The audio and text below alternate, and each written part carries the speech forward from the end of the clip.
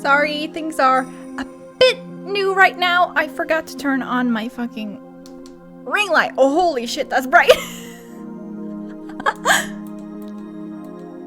There we go, that's a bit better. I am doing quite okay. Not new room, just flipped. So this is like the other side of the place I have. I'll fix the fucking cables later. And a West poster, yes! They're just chilling there. So yeah, hold on. Let me just take the camera. I can't show it this way. This is woo! Inception. Look here. I can't really tilt the camera normally. I had to do it like that. I think I kind of fucked it up now, but it's fine. Anyways, yeah, it's really exciting. I just had this like epiphany like last week, and I was like, wait, why don't we just take the desk and move it in front of the curtains? Why didn't I think of that sooner? Like, hello? Like, it now gives me like the experience of there being like so much more space here. Like, I can go all the way back here and I can actually touch the walls. I don't have to like stay away from the wall by like 20 centimeters to like not get caught up and ruin the curtains. I don't have to think about that anymore. It's great. I love it. So much room for activities, yes. And I also, let me see if the cable is long enough. I also have like a little bench over here, so I can sit here too. Hello! It's just a lot of fun. I am really happy. So my sister came over on Saturday and helped me do all this. Not in case get put on the bench. For real though, no. Okay, anyways, let's just get into the game, shall we?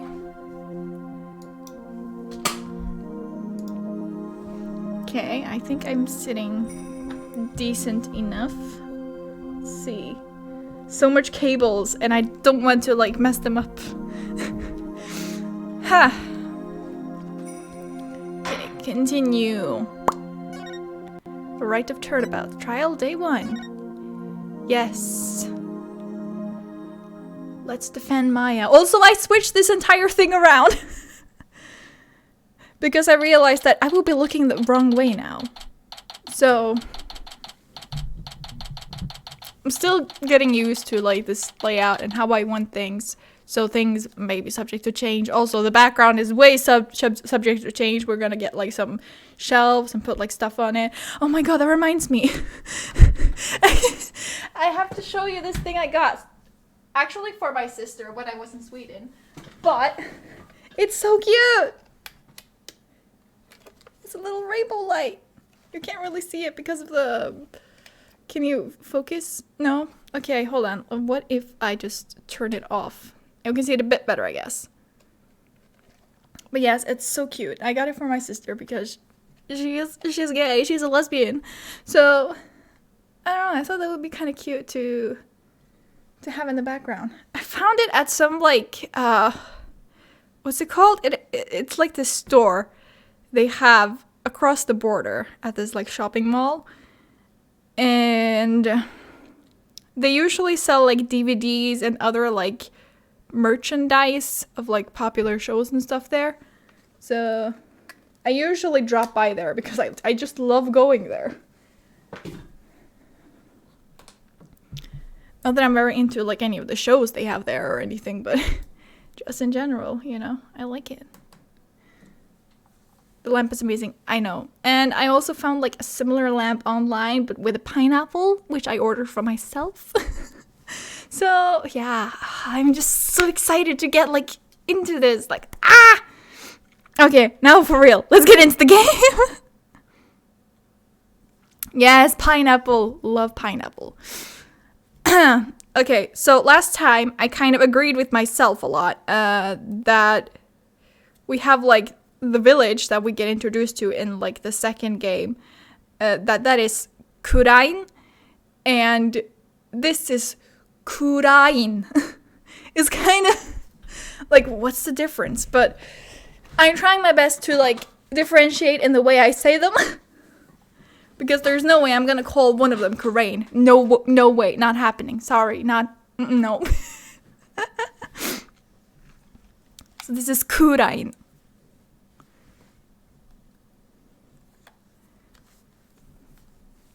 I don't know. What do you think? Why is this so dusty? I mean, I know why, but why? Okay, fine, whatever.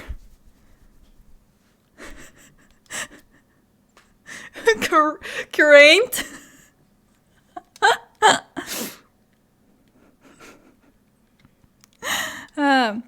Anyways, we're in the accused lobby. I wasn't able to find any conclusive evidence yesterday. But if I can figure out Lady Kira's motive for threatening the High Priest, then maybe... Nick, today well, don't look so down, Maya. I'm going to defend you with everything I've got.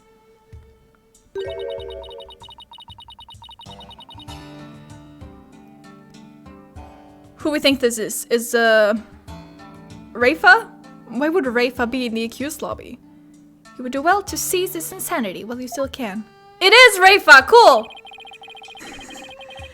As I said yesterday, I'm going to defend my client in court.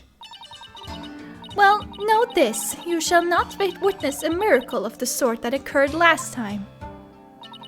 The moment she is found guilty, you too will be found guilty of abetting the accused. I never claimed to be a miracle maker, but I am good at discovering the truth. And unlike miracles, the truth is always waiting to be found. The truth, you say? Then it seems you have chosen your fate. This shall be your very last trial. Gotta fucking hope so. I'm tired of this fucking country. Mommy, I wanna go home.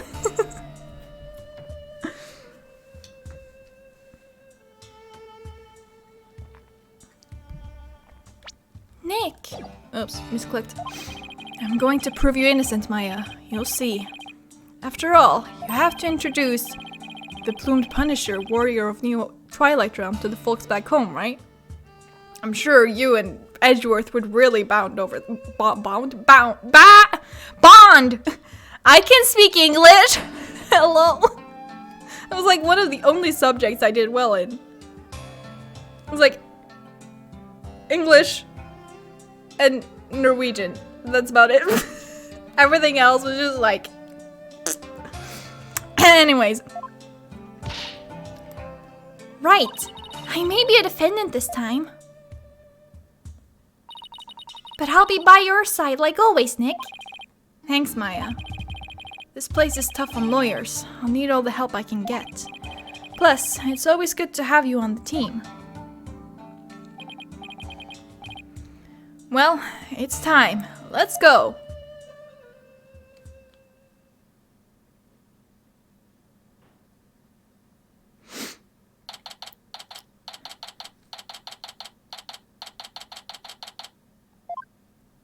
Kurain.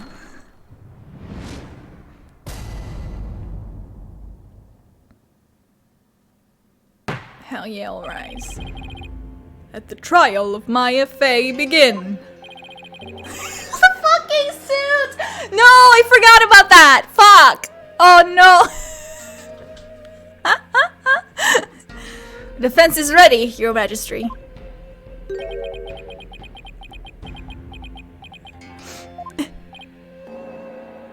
Huh? What voice did I give Nayuta again? I don't remember. Quiet! Can't you see the prosecutor Sadmadi is absorbed in silent prayer?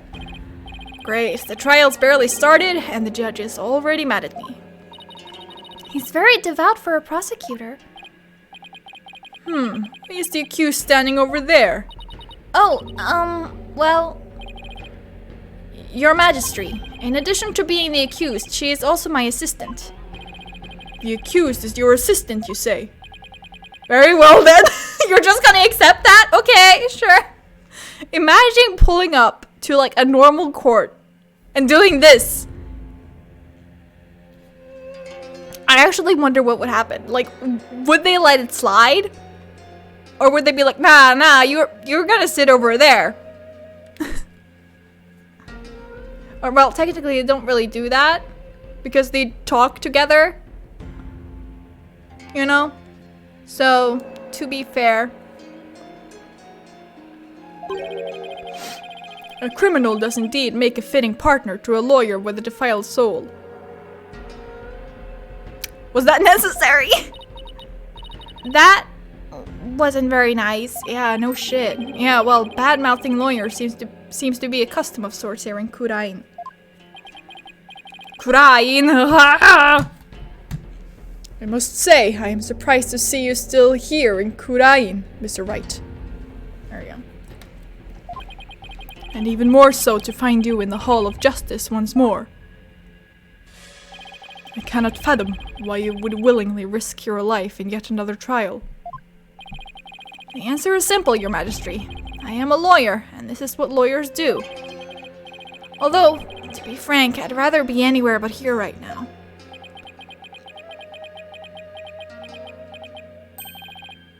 Such foolishness. He is still so pretty. Look at him. He is beauty, he is grace. He will punch you in the face. Prosecutor Sadmadi, are you ready to begin now? Yes, Your Majesty. The prosecution is ready. Let us begin without further delay. But first, I promise you both this. I will cast your wicked souls into the fires of hell, he said with a smile. Okay. Thus shall the soul of the victim attain salvation. Very funny. Splendid! I would expect nothing less of you, Prosecutor Sadmadi. Please save the victim's soul, Prosecutor Sadmadi! Punish the wicked lawyer! Who dares to stop these last rites? I think I'll pass on that whole fire and brimstone deal. But I'm not surprised by your words or stance, considering what Apollo's told me about you.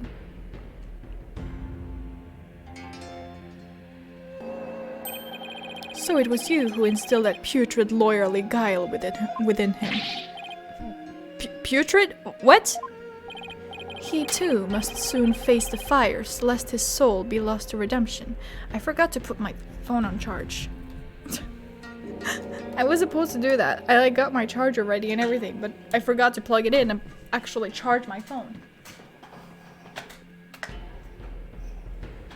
Thus is the life of ADD. Woo!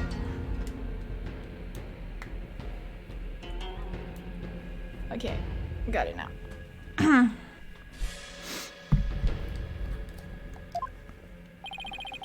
But I shall send you on ahead, so that he will not be lonely when he arrives. Sorry, but I'm afraid it won't be that easy. People say I never know when to give up. I don't think that's a good thing, but also it's gotten you so far, so like, you know. Nervous, Maya? A little.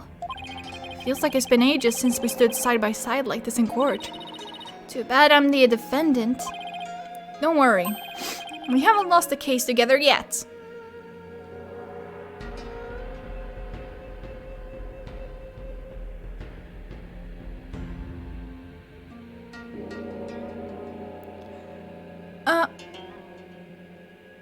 Well, what about, what's his face? The fucking son of a bitch that was guilty the whole time.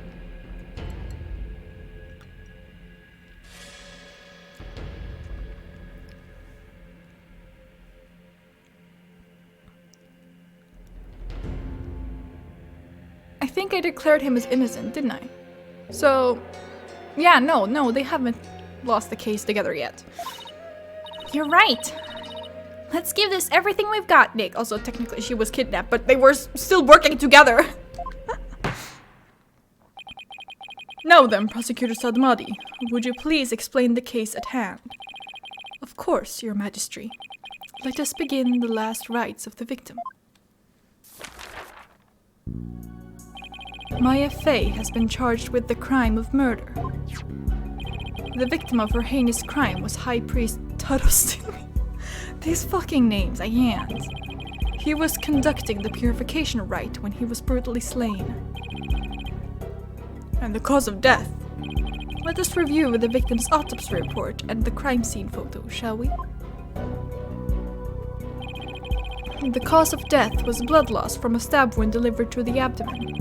The murder weapon was likely the Warbad dagger, which was used in the rite. However, the weapon has yet to be found, though the scene was thoroughly searched. A sacred relic used as a tool of murder. The Holy Mother's wrath shall be most severe. The murder itself took place at the height of the purification rite. The accused had donned Lady Kira's sacred robes, and the victim was there to offer prayers as a high priest of Kurainism.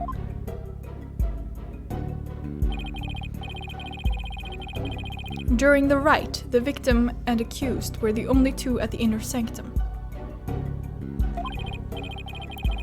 Therefore, the only person who could have slain the victim is Maya Fey.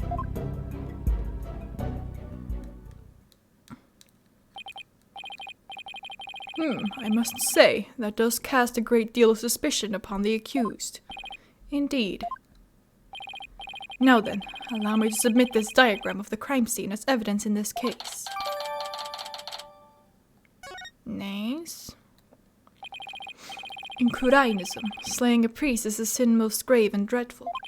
As such, Maya Fey's soul shall be plunged into the lowest level of hell, the hell of tickling. No, please, no, not anything but that, please! I would piss myself. There she shall be tickled without end for 500 million years. I mean... what would happen? Would you just, get used to it after a while? Or would you still, continue to be ticklish? No, I'm, genuinely curious about this, because, yeah,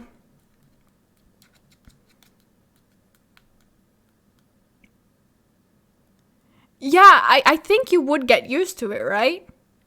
So... it would just be can you just, stop scratching me for a second? I'm really tired of this. It stopped being funny.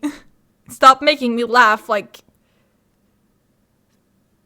50 years ago. Can you please stop? If that was my mom, she would not react because she's not ticklish at all. Unless she lied to me. But I doubt it.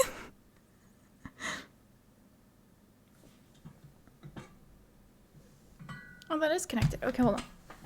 I wasn't sure it was connected. Yeah. Oh my.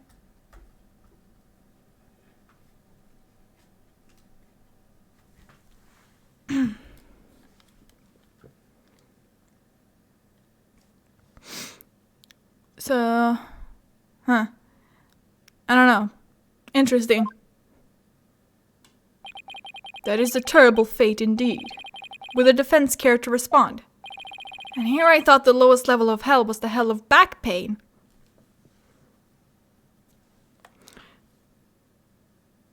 Does that mean he went to hell when he just hurt his back the other day? I don't remember killing anyone, and I don't have that dagger or anything like it. As my client stated, she has no memory of the event as described by the prosecution. But more importantly, she had no motive to kill the high priest in the first place. Objection.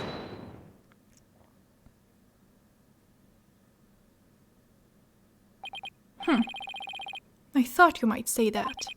Nevertheless. The meaningless prattle of lawyers is utterly ineffectual here in the Hall of Justice. For all will be made clear by her benevolence Raifa Padmakurain's insights. So it is, and so it shall be. The divination seance reveals the truth for all to see. Here we go again. Bailiff, please show in the royal priestess.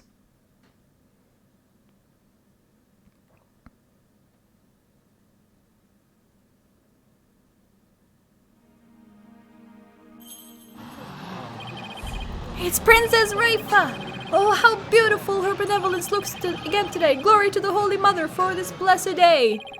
As popular as ever, I see. Rest assured, good people of Kurain, I will defeat this murderer and her abettor.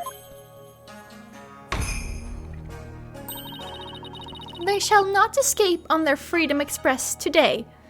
Oh, she learned a new phrase and she's using it. She's using it loud and proud. Love that for you, girl. What a joy it is to have the royal priestess back in the Hall of Justice. May the Holy Mother grant us her divine favor. Urudihara Kurain. No, you're saying it wrong. Kurain? That was also something, actually.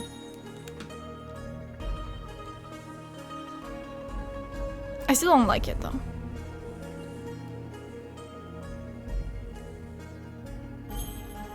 She sure looks pleased with herself, especially for someone who didn't know what a Freedom Express was until yesterday. Hey!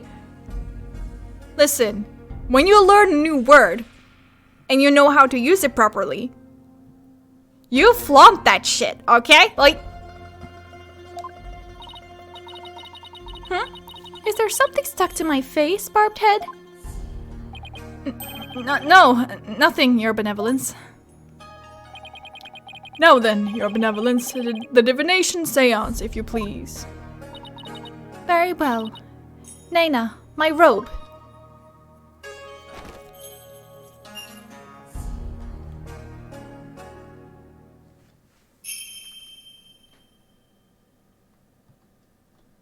O Holy Mother, we hold this divination seance in your name.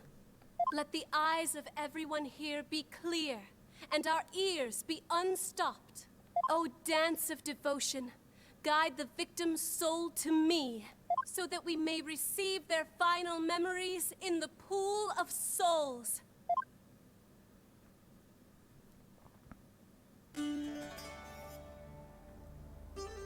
I know we watched this once already, but I think for like the first time in each like episode, might as well.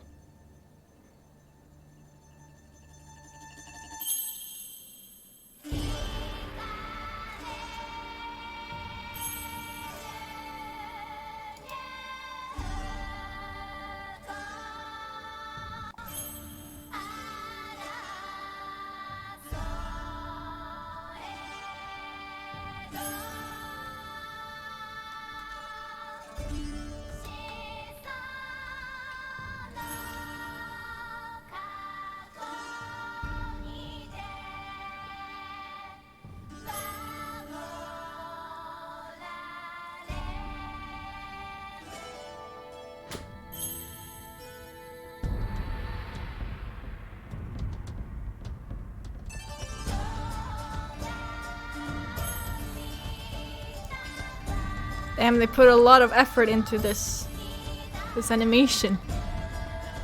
Which reminds me, I saw something on Twitter about the Great Ace Attorney, and apparently there was this part in the game where Naruhodo walks, and it just like fucking blew my mind. He's just like walking there, like in front of the stand. And he's just like walking back and forth, and I'm just like, hell yes, I can't wait until I get to the part where he walks.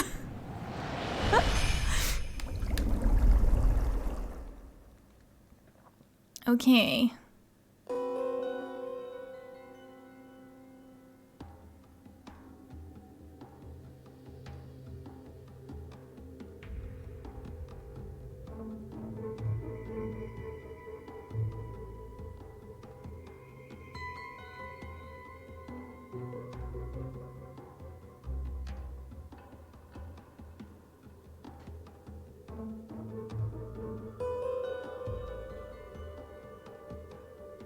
Wind. Incense. Footsteps. Pain.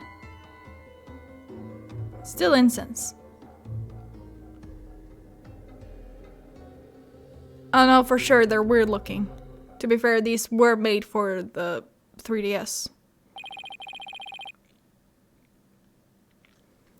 The victim's Mitama has spoken. The divination seance is complete. Great, another clearly incriminating seance vision. It could not be any clearer of foul defense. The accused donned the sacred robes of Lady Kira and then attacked the victim. Oh, how very terrible it must have been. The figure of Lady Kira lit against the dim lantern light, the scent of incense growing ever more potent as she drew near. One can almost sense the horror Abbot Inmi must have felt.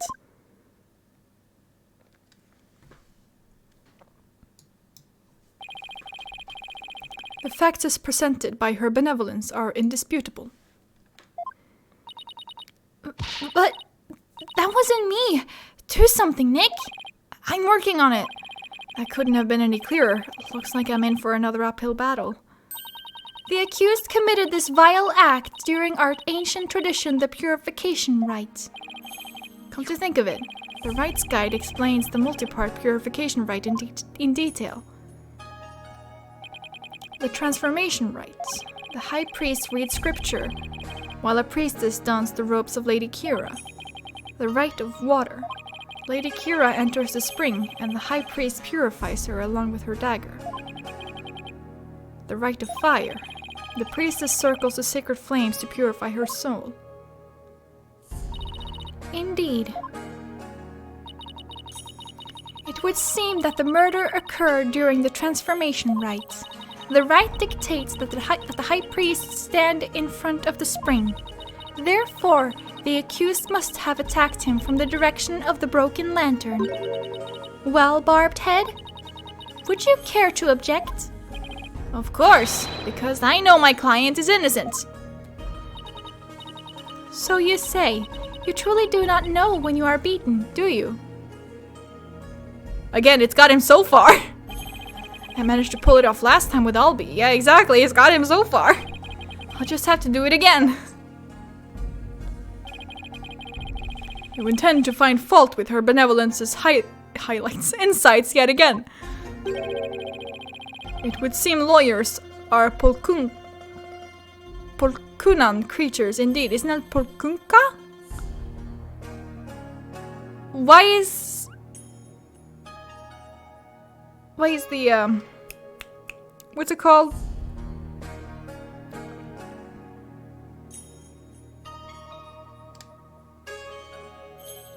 Is that an adjective? Why is the adjective form like that? Polkunan or Polkunkan? I couldn't tell you if that's a typo or if that's just literally what the grammar is like. Look at that, Polkunan. Polkunan? What exactly is a Polkunan? Someone who's a real piece of work, so to speak. They can call me anything they want. The only thing I care about is uncovering the truth. So, Barbed Head, are you foolish enough to risk your life for your so-called truth? Because my insights are the truth. To deny them is to willingly dig your own grave.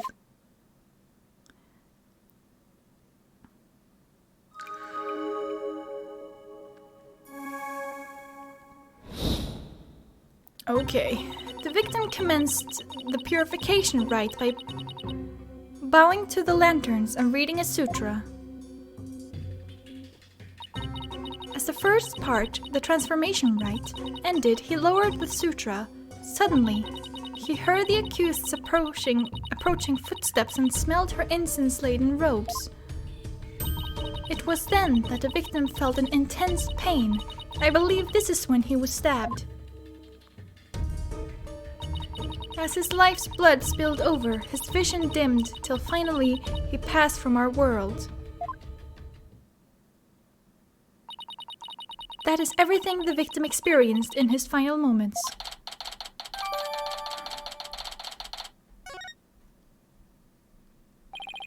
Dressed in the sacred robes of Lady Kira, the accused rushed the victim head-on. The brutal stabbing she perpetrated could not have been any clearer. Yes, it is plain for all to see. No, it wasn't me. A sudden drowsiness came over me during the transformation rite. Hold on, I'm just responding to someone real quick. Strumming, yeah, I'm strumming.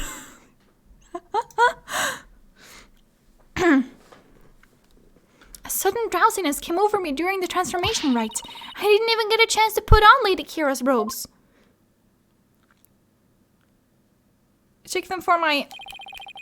What are they called? Like the skin residue? I know what they're called. I watched so much CSI. Fuck. What's it called?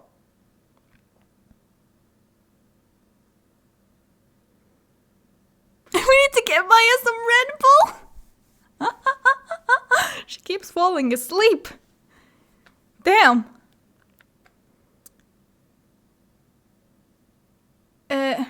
I'm still thinking about the fucking skin thing.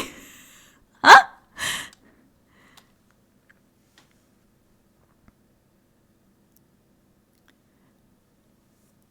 Like the only thing that's coming to me is an epidural, but that's not it. Epidurals is like some like anesthesiac you get like injected into your back. I would know. I had it. It was awful. I hated it.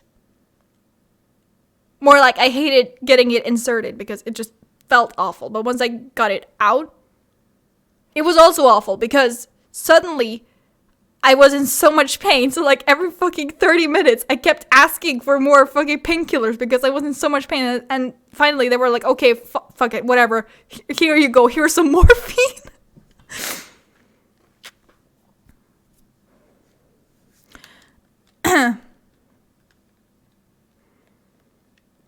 But that's a story for another day.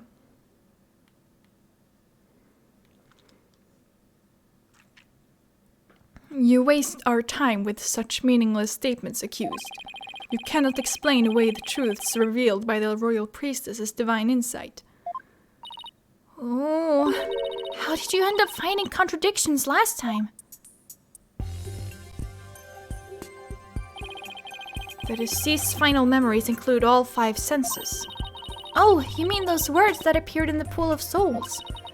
It looked to me like the bigger the word, the stronger the sensation was to the victim. Yeah, that's how it looked to me too.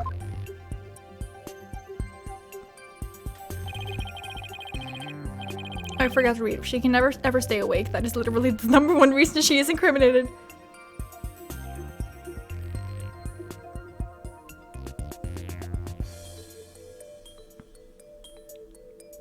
Well, like, how many times has she been accused now? Like, it's in the first game when she's accused of killing her sister. And then it's in the second game because fucking Mimi Miney, right? And then the third game, I don't think she gets accused in the third game. Right? She just gets kidnapped. No, that's in the wait, when is that?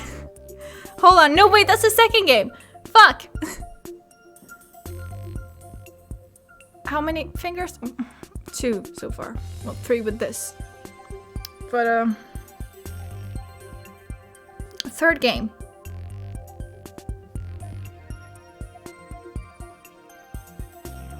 I don't think she gets accused in the third game, so it's like 3 times, and 2 out of 3 she was not conscious in one way or another. With 4 instances in 3 episodes over 3 games. What? Maya has been officially tried for murder more times than any other Ace Attorney character to date, for the murder of Mia, Faye, and Turnabout sisters, Turner Gray in Reunion and Turnabout, and Torostin, Me, and real name in the Rite of Turnabout.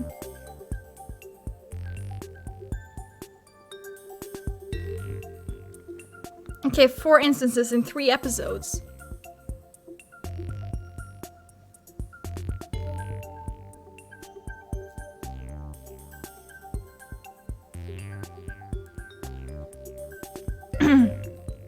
The sensations themselves are never wrong, only their interpretations.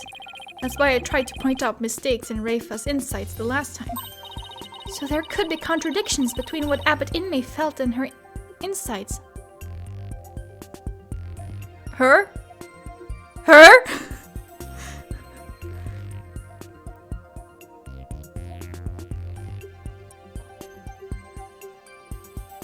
Huh? On her, okay, on Rafus! God, I hate grammar. You got it, and I'm going to find them this time too. Should I check out to point out contradictions in Rafus' insights? I think I'm okay. Nah, I remember how it works. Watch me not remember how it works. Still, the sensations this time seem to fluctuate more than the ones from Alvy's trial. In which case, I'd better keep an eye on changes in their intensity too. Okay, time to point out the sensations that contradict the insights.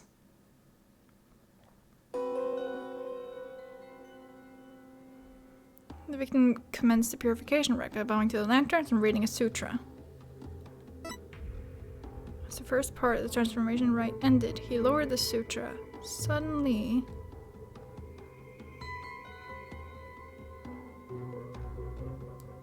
Yeah, that's this. Yeah, he was bowing to the lanterns reading sutra.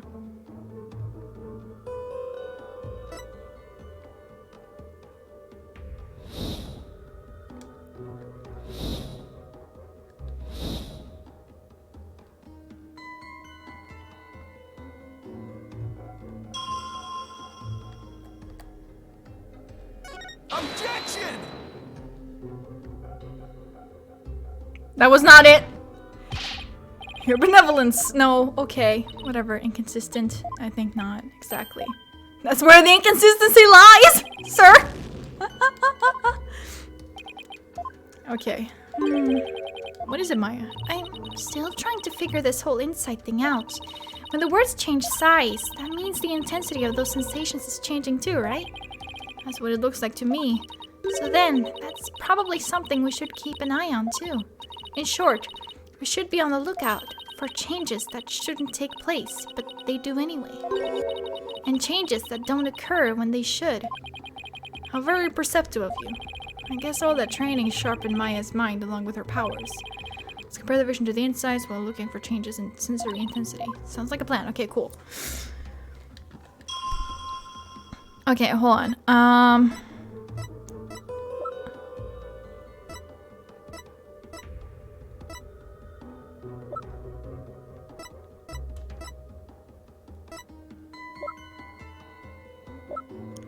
What was I looking for? I was thinking of something. Oh, it's the, this... Lady Kira returns to battle rebels. The Lady Kira-like figure that appeared 2 years ago remains a mystery. Some town elders see her as Lady Kira in the flesh. Such rumors are fueling the enthusiasm for today's purification rite.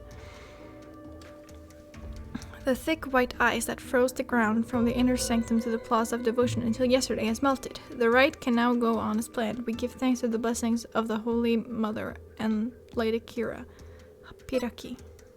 Police are asking the kingdom's subjects to be on the lookout for a male insurgent who escaped from Royal Penitentiary number 4 yesterday.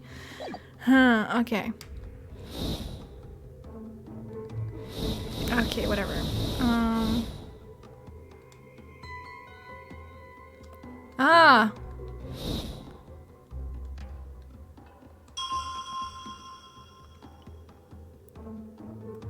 Approaching footsteps, but they didn't. Objection!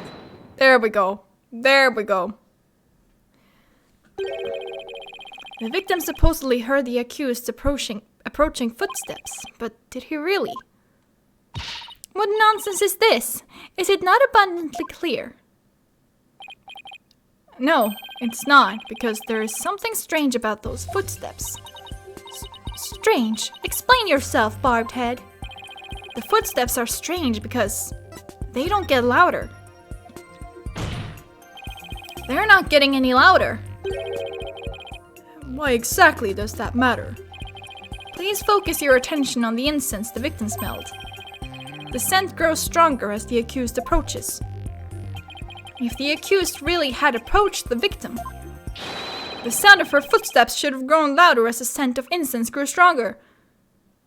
Are you telling me that the Lady Kira person is like going around on, what are they called? Hoverboard. Heelys? Even better. Even better. Oh my god. Yes. Heelys. This is canon. Yes. Scream. Why, that makes perfect sense. How can this be explained, your benevolence? Well, there must be a reason.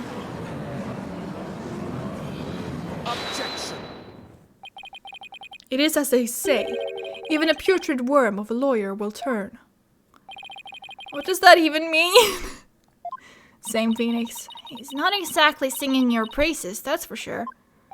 Still, we cannot discount this information solely on account of its lawyerly source.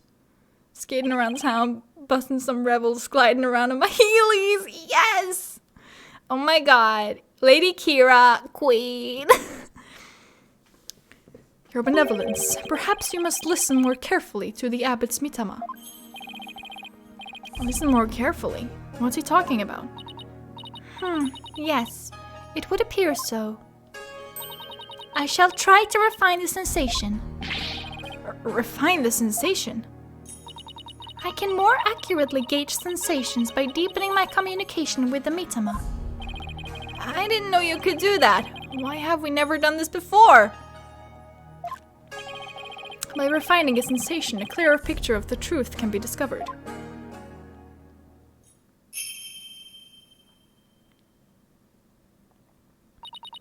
O blessed mitama, I beseech you, hear me now and respond to my call.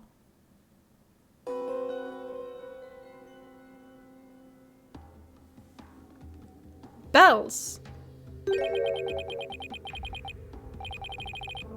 Footsteps changed into bells. What could this mean? Bells, but the only bells at the scene of the crime were... Ha! That jingling must have come from Abbot Inmi's bells. That took like a split second in my own head because I read that as balls and I was like, what? You mean those big things he had on his ankles? Well, there you have it. The sound of bells was from the high priest's own footsteps. Then that means... The sound must have come from his balls. I'm sorry. If the footsteps belonged to the victim himself, it means it was the victim who was moving, not the accused. The victim was the one who went running toward the broken lantern from the spring. A far cry from what her benevolence's insight would have us believe.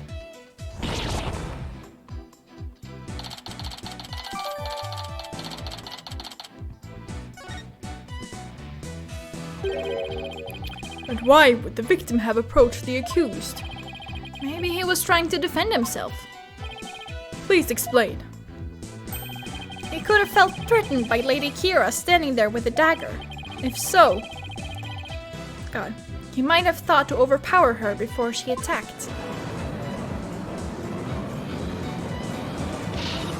Still your voices. This is nothing but a theory. A game theory. And a poor one at that. Be not led astray by this lawyer's obvious postulation. Objection. Well, his insolence is inexcusable. I would ask that you calm yourself, your benevolence. Is there something you would care to say, Prosecutor Sadmadi? Even if it was Abbot Inmee who moved, it does not negate the accused's crime. What do you mean? The accused was likely waiting for the high priest to approach. And as he neared, she plunged the dagger into him. It is as simple as that. Oh, right. It really doesn't change much, does it? Yes, it is as the prosecutor has said. In fact, it is as I meant to say all along as well. Of course it is. Right, and that's why you were so shocked when you first heard it. Understand now, lawyer. That contradiction you conjured up has come to naught. Once I hone my insights, it will vanish like the dying rays of the sun. The victim commenced the purification. He rushed the accused and tried to fight her off by the broken lantern. Okay. See? The fact that it was Abbot Inmee who moved changes nothing. Oh, come on, Phoenix. You gotta keep your cool. That contradiction I pointed out must mean something. That one sensation changed after Princess Rafa refined her vision. It stands to reason that something else might have changed too because of the refinement. I should focus on any sensations that have changed, while searching for more contradictions between them and her insights.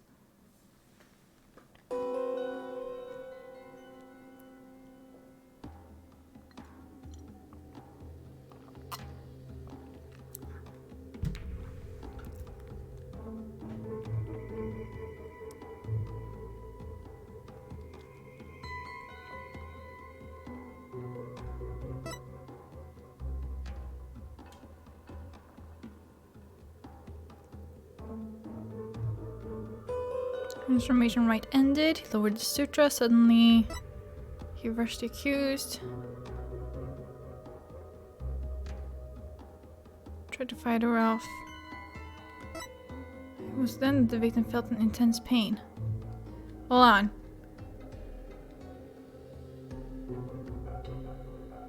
I like how it suddenly just like gets way better.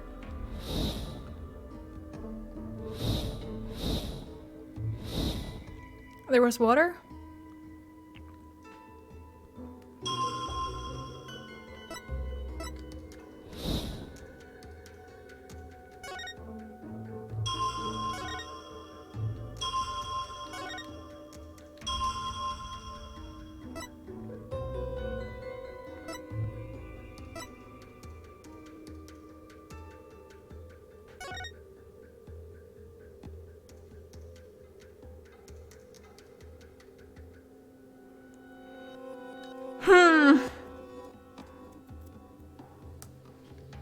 No, it's just the pool.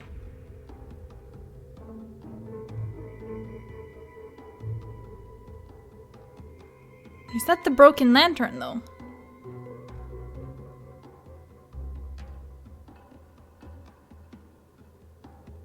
That is what I'm finding odd.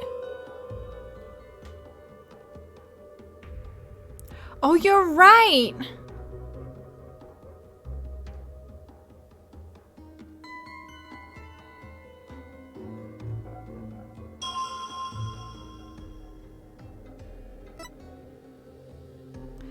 It doesn't say anything about a pool, though, in the insights.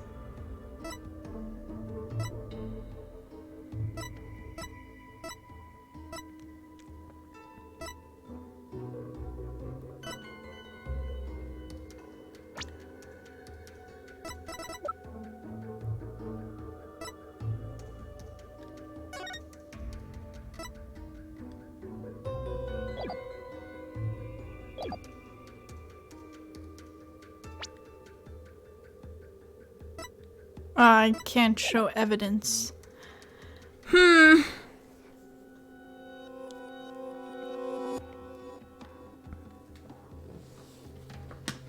Okay, let's try to think about this.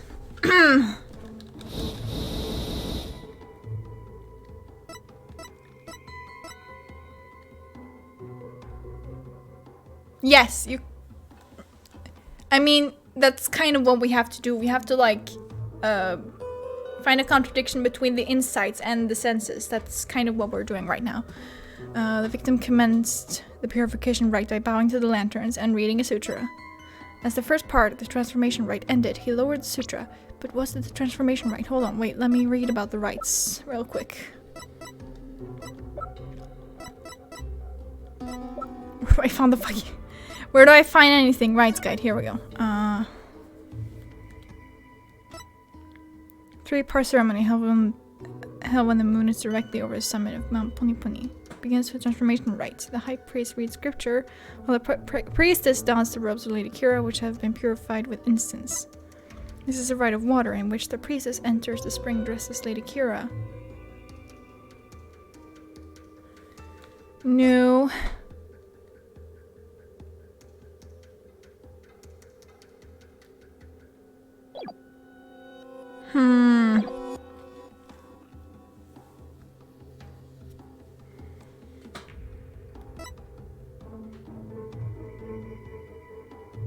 He rushed the accused and tried to fight her off by the broken lantern. It was then that the victim felt an intense pain.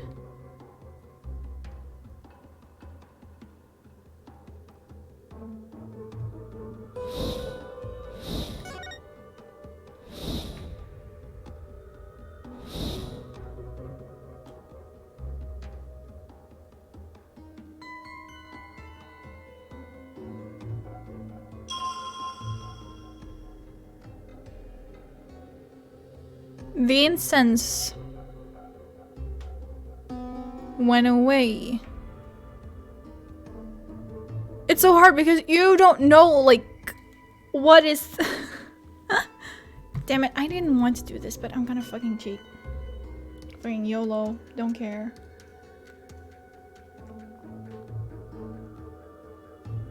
And I should have it up here. Trial day 1. Yeah, there we go.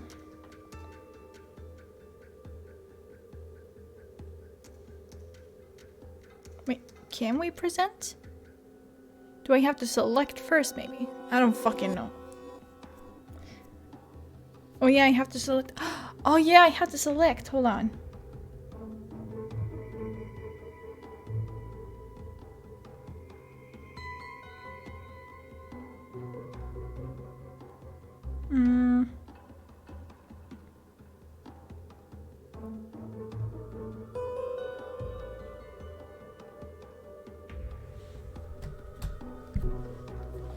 Wait, am I missing something? I feel like I am.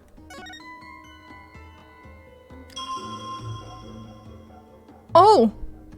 I didn't see that! God damn, I'm dumb.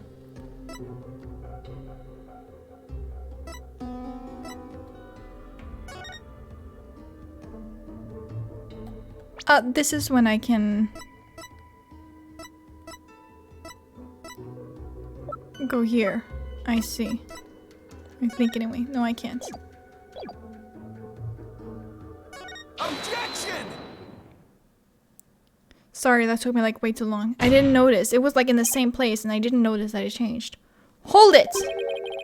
How do we know the purification rite was performed exactly as it was supposed to be? That's easy.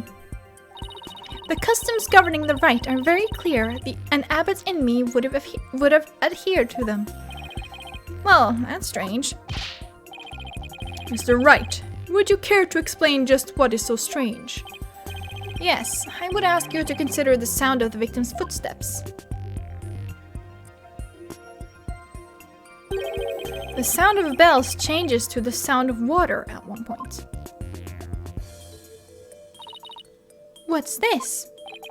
It's simple. The victim must have stepped in some water. Oh? Yes, and the only source of water in the inner sanctum is the spring. And therein lies the contradiction. What contradiction? I believe the rite started out as it should have. The victim stood with his back to the spring and the accused stood right in front of him. But we now know that the victim then moved into the spring. Bolgunka! That is absurd! This means the accused's location differs from what her benevolence's insight indicates. Finally, it took me long enough. Then, where do you propose the accused stood when she donned Lady Kira's robes? Based on the sound of the victim's footsteps, I believe Maya was standing here.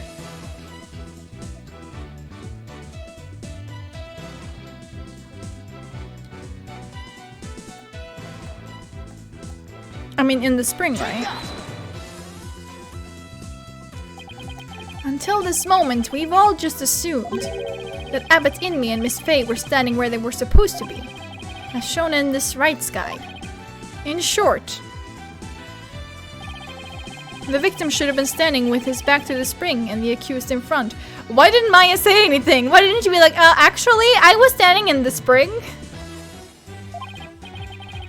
However, if that is how they were really standing, he couldn't have stepped into the spring as he approached her. The problem is, the victim did step into the spring. This can only mean that Miss Faye had actually been standing in the water. But if this is true, then their positions would have been completely reversed. Objection! Oops. What?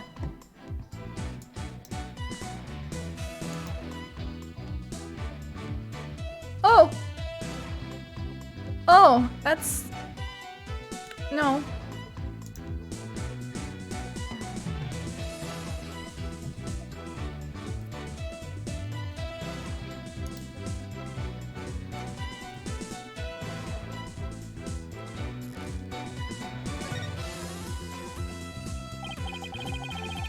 What is going on here, Miss Faye? Are you really standing in the spring? I'm sorry, but I barely remember anything about the rite. Well, that explains it then. High priest would never make such an obvious blunder during a rite. What on earth? Is that even possible? Be that as it may, this does not overturn my insights. It doesn't? Let us say the accused was standing in the spring. So what? So what? This completely reverses their positions is what? That their positions differed from what is customary is rather curious. However, what does that change? It certainly does not erase the accused's brutal crime.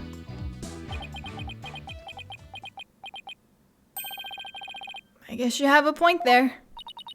You lawyers are an absurd breed. Never thinking ahead, you cling to the first insignificant contradiction you can muster. Well, it's kind of their job. Sounds like Princess Rafa has a pretty good grasp on what lawyers are all about. Oh, Maya, where would I be without your brutally frank commentary right now?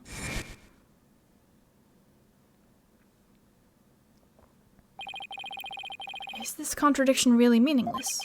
But something really doesn't feel right. Did I take a wrong turn somewhere? I will now amend my insight to account for this new truth.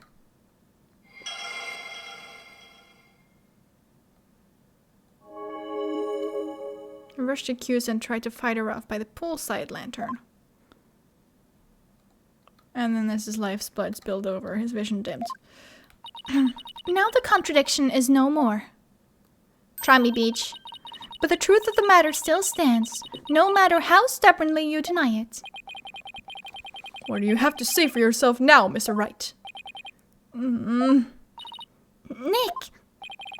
Your Majesty, this lawyer may have raised a trivial objection. But her benevolence's insights have no further inadequacies of any kind. Yes, so it would seem. Wait a second, but there is another contradiction.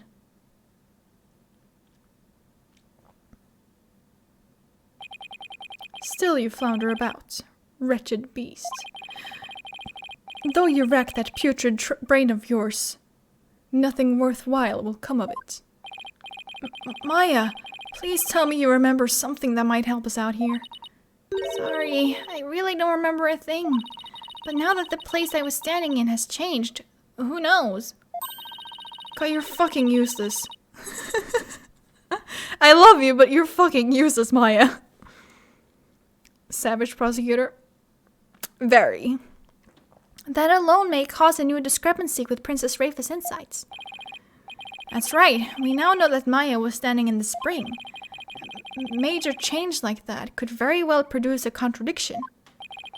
I should take another look at the inner sanctum diagram in the court record and confirm where Maya and Abbot Inmi were standing, and then focus on finding any discrepancies between their positions on the insights.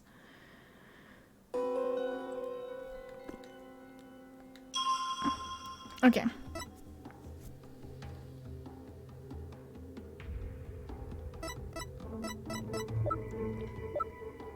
Oh, the diagram. Here we go.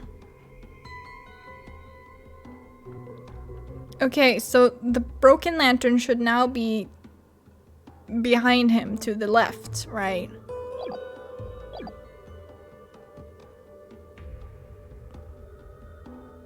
Lanterns reading sutra. That's the first part of the transformation, right? Ended, he lowered the sutra. Suddenly, he rushed the accused and tried to fight her off by the springside lantern.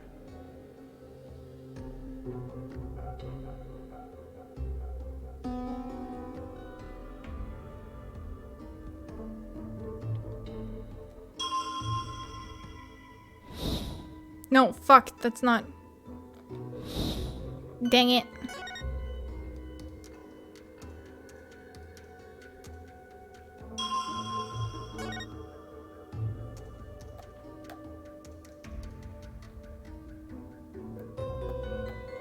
Is it this?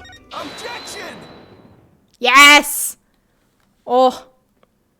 I think I got it now. Your benevolence. I found a new contradiction. You did? No doubt it is, but no doubt it is, but another of your vile attempts to slander my insights. Nope. Take a good look at what the victim saw. It just might change your mind. The lantern flame behind the accused was flickering. There is nothing unusual about that, especially as the wind had stirred. No, that's where you're wrong. If the accused had been standing in the spring,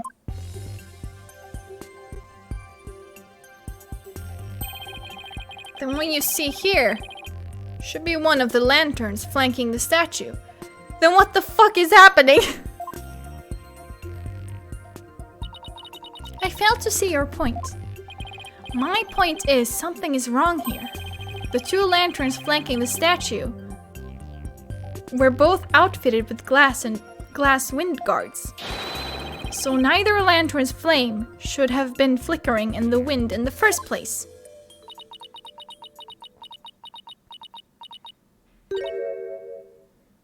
Don't heh me. She seems pretty tickled, Nick. I don't remember saying anything funny. I failed to see what you wish to prove here, but very well. I shall refine the vision and reveal the truth for all to see.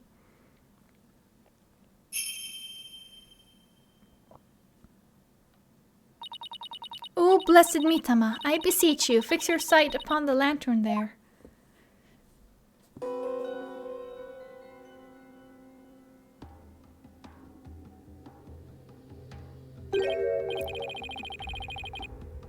Huh? That lantern doesn't have a wind guard on it. And rightly so. For the wind guard was removed to reveal the sacred flame within for the rite of fire.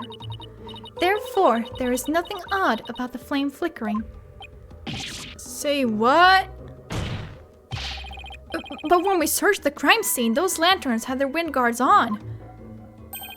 That's because the police put them back on.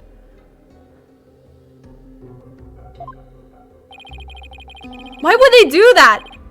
Isn't that like fucking rule 1? Don't tamper with the crime scene? Or they're just like, meh. Just put them back on.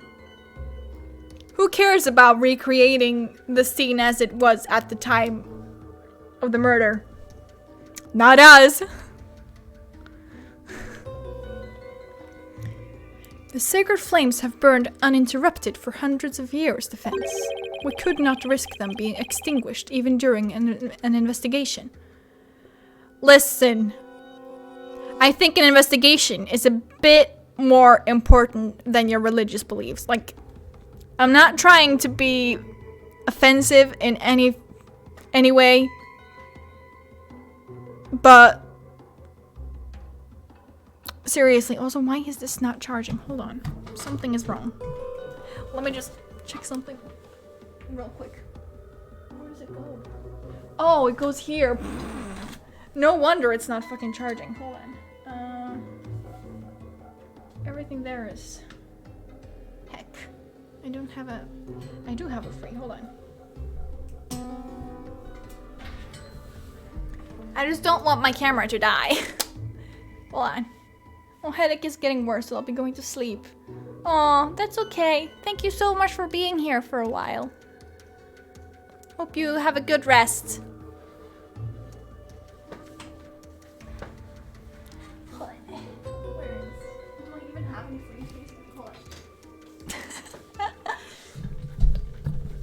Ah, yes.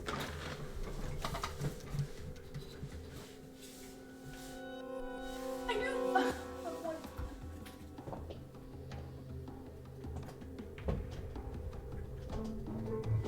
Fuck. What if I go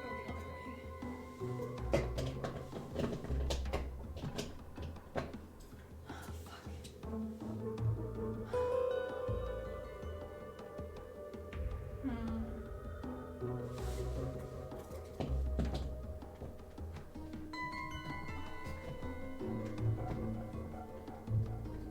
Nope.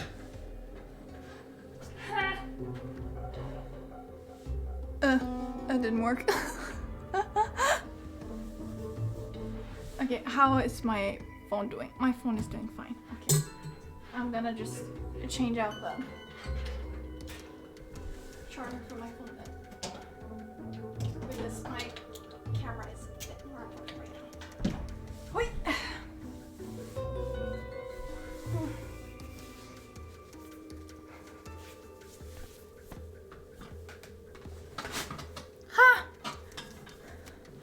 Okay.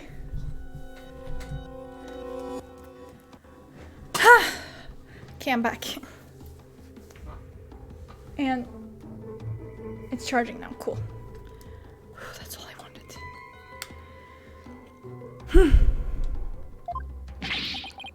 That would never fly back home. Yeah, exactly. Well, Barbed Head, are you done quibbling? If so, then it is time to bow down before this testimony of the Mitama. Nick! Don't worry, Maya. I'm just getting started. Alright, let's go over everything we know so far. Maya was wearing Lady Kira's robes and standing in the spring. The High Priest is thought to have been moving toward her. So I should look for sensations that stand in contradiction to this arrangement. I won't give up. I'm going to find a contradiction that will undermine the accusation against Maya.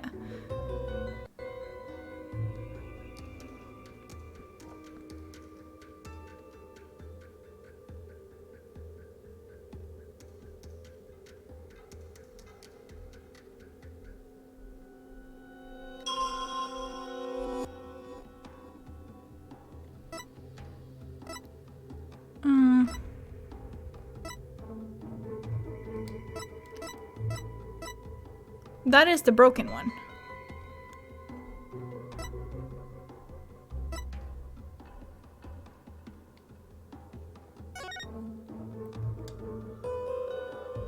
Objection!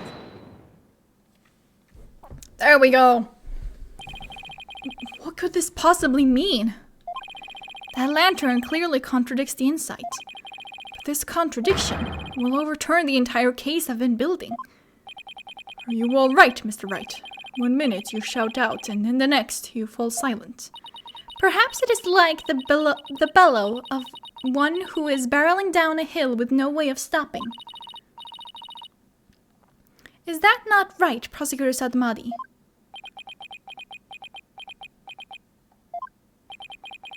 Don't get cold feet now, Phoenix. Even if this overturns the entire case you've built so far, the only way is to keep moving forward, because that's where we'll find the truth. Sorry, but I'm not barreling down a hill. Sorry, let me just check my phone a bit. I have a package that's supposed to arrive today. I don't know where the fuck it is. It was supposed to arrive by 6 p.m., which is like 2 hours ago now. And now it just says, by the end of day. What the fuck does that mean? What? When?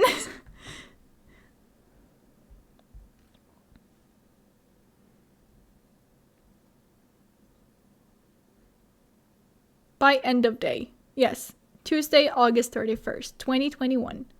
By end of day. When? Anyways, sorry. I'm not barreling down a hill. In fact, I'm in full control of everything with the indisputable contradiction I found. Is that so? The lantern behind the accused clearly, no, blatantly contradicts your insight. Does it now? One of the lanterns on the entrance side of the inner sanctum was broken, and if you watch what Abbot Inmei saw in his final moments,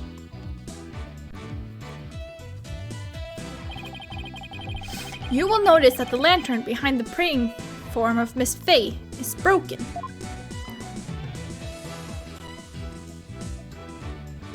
The lantern behind Lady Kira, however, is still intact.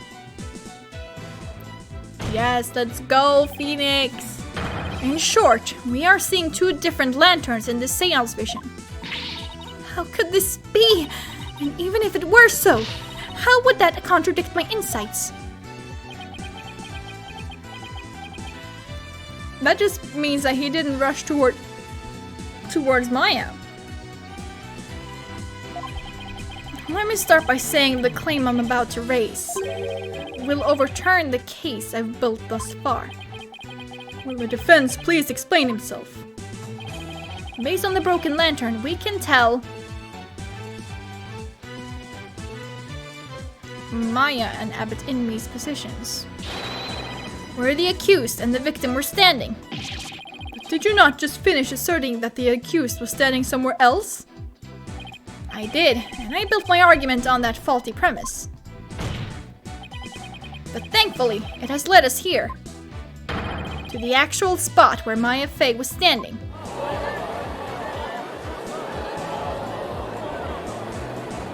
Yes, be impressed. Be impressed, ladies and gentlemen. I must say, if the defense keeps changing its assertions in such a capricious manner, its credibility may come into question. I'm willing to take that risk, Your Majesty, because I believe this will be the last time. I'd like to start by pointing out the actual spot where the accused was standing. Very well then. Show us where you now believe the accused was actually standing. Based on the location of the broken lantern, where was Maya really standing? Like, here. I wasn't thinking straight before, but now it's all falling into place. We know the victim had stepped into the spring. That means Maya Faye had to have been standing in the water as he approached. However, his memory, which has only now become clear, reveals that Miss Faye was standing by the side of the broken lantern.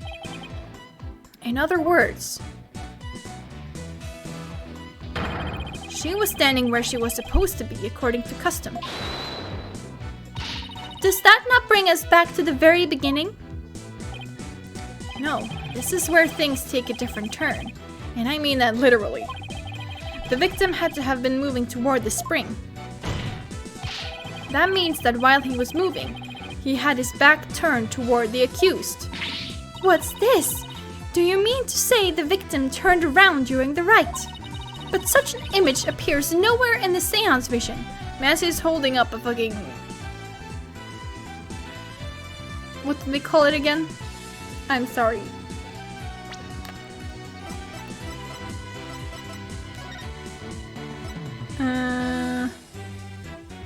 Scripture, that's... He's holding up a scripture and then he's just like kind of slowly shuffling around to face the spring. Actually, it does appear. It's just that no one noticed until now. No one noticed? How could no one have noticed something so big? There was a moment when the scripture the victim was holding was all we could see. Thanks to that, none of us could tell that he was in fact turning around in that moment. How did he turn around without his bells going off though? Objection. If it is as the defense asserts, then her benevolence's insights no longer make sense. How do you intend to explain that? Objection. I don't need to explain anything, because it's just as you said, Prosecutor Sadmadi. Her benevolence's insights don't make any sense, because they contain a huge error. Such insolence!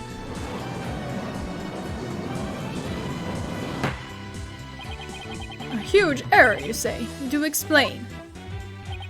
A huge error is the number of people there, the order, the number of people there. I believe this is what happened at the scene of the crime. The victim was reading a sutra when suddenly he sensed someone behind him. He immediately looked back to see someone dressed as Lady Kira standing there. Wishing to see who it was, he approached the robed figure. That's when he was stabbed. This cannot be. Oh, it is. Oh, but it can, and it is! Yes! And the insight stating the accused stabbed the victim is wrong. And that is the real truth lying behind this testimony of the dead. Polkunka, we get it.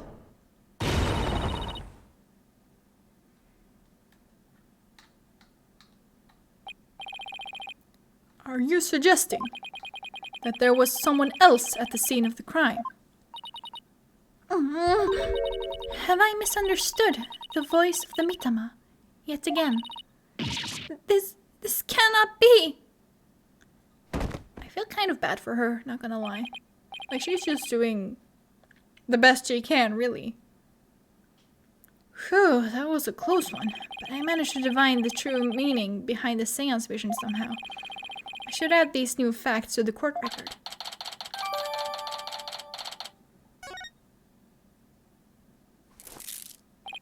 Your benevolence, please allow me to take it from here. I will overturn the brash accusations of this faithless, putrid-minded lawyer. Yes, I shall place my trust in you.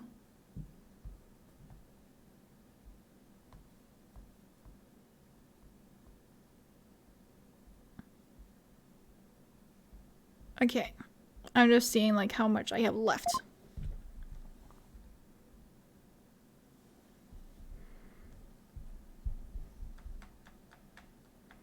Of this part. Are you sure about this, Prosecutor Sadmadi? My work as an international prosecutor has taken me to courtrooms around the world. And in that time, I have learned to perform last rites for souls in trials lacking a seance. Yes, of course, forgive my ludicrous inquiry. Moreover, I have with me a forensic investigator from overseas. I will show you all the most magnificent last rites ever seen. I guess he really does think highly of Emma and her forensic expertise. I'm impressed that he's come to understand their value. And again, he is an international prosecutor who has solved tough cases around the world. Time to hunker down, huh? Now then, let us continue with today's proceedings. Could the defense please tell us who the third party dressed as Lady Kira was? Your new claim has negated the insights of the royal priestess, so I trust you have some evidence to support it, correct? Yes, of course. This third party must have really wanted to kill the high priest. I might be able to identify who it was, if I had evidence of their murderous intent. Well, we're waiting, Mr. Wright. The evidence that can reveal the identity of the third party is this. Huh? It's on me? What?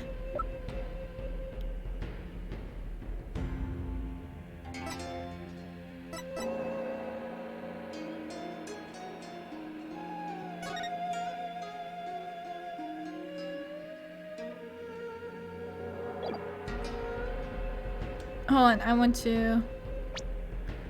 I just want to save for no particular reason. It just... Take that!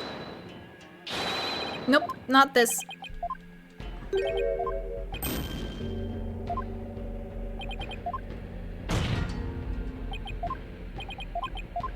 Okay,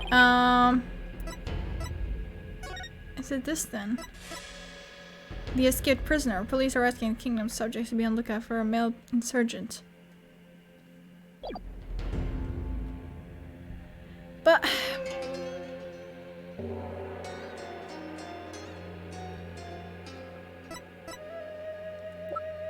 the evidence of the third party. The real identity, I mean. What is something identifying? Spring was over standing right when we arrived.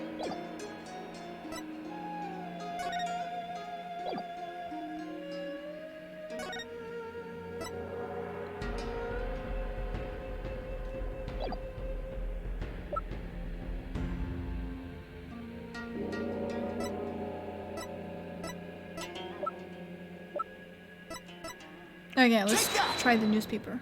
Not the newspaper.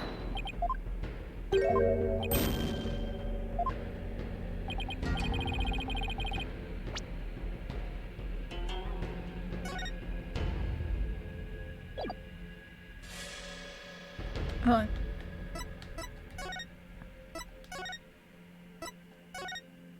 Let's just reload.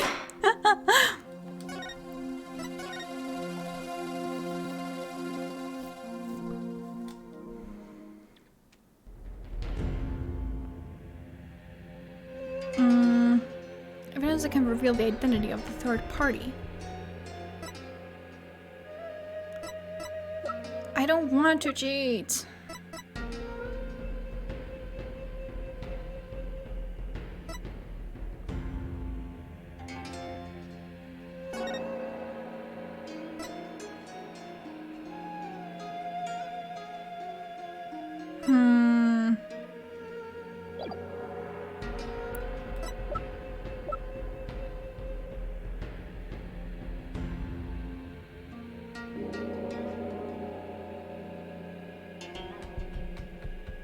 Okay, fuck it.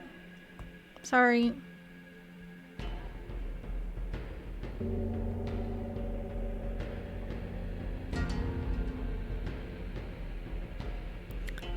Ah, okay.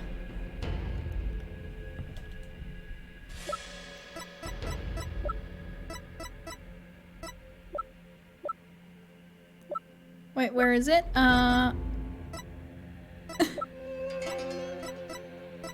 Oh, there it is. No, fuck. There, Lady Kira's warning. This one. Take that! 3 days before the purification rites. The victim received a warning letter from an unidentified individual. You did? Whoever sent it clearly meant to threaten the high priest. The letter said, "Do not perform the rite." But the rite went on as scheduled. I believe that is why the high priest was murdered. I mean, just because it's a warning does not mean that person was there. Like, I get what they're playing at, but like, you know? Who do you suppose sent that letter? A person with something to hide. The rebel hunter disguised as Lady Kira herself.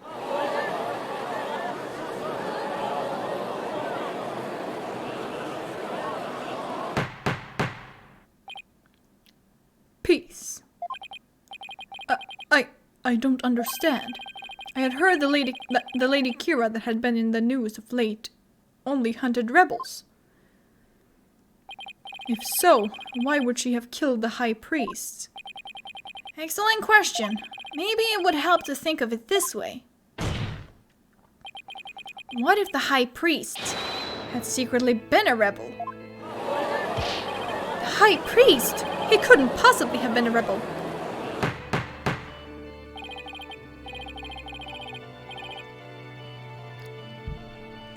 Maybe I should start saying Kharinism. Like Kharine.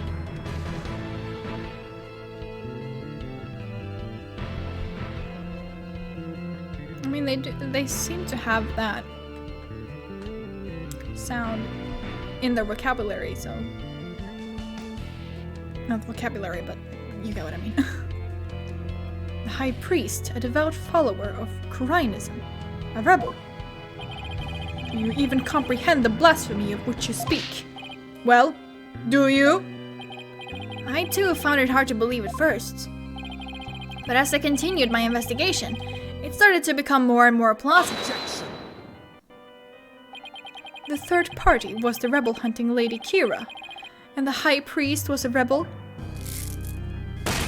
Your mockery of Kharinism, no, of the kingdom of Kharine itself, knows no bounds. Whoops. That shameless Polkunan lawyer, he's making a mockery of our religion. As a faithful Kharinist, I take issue with these claims, and I am loath to admit them into today's proceedings. I don't like where this is going.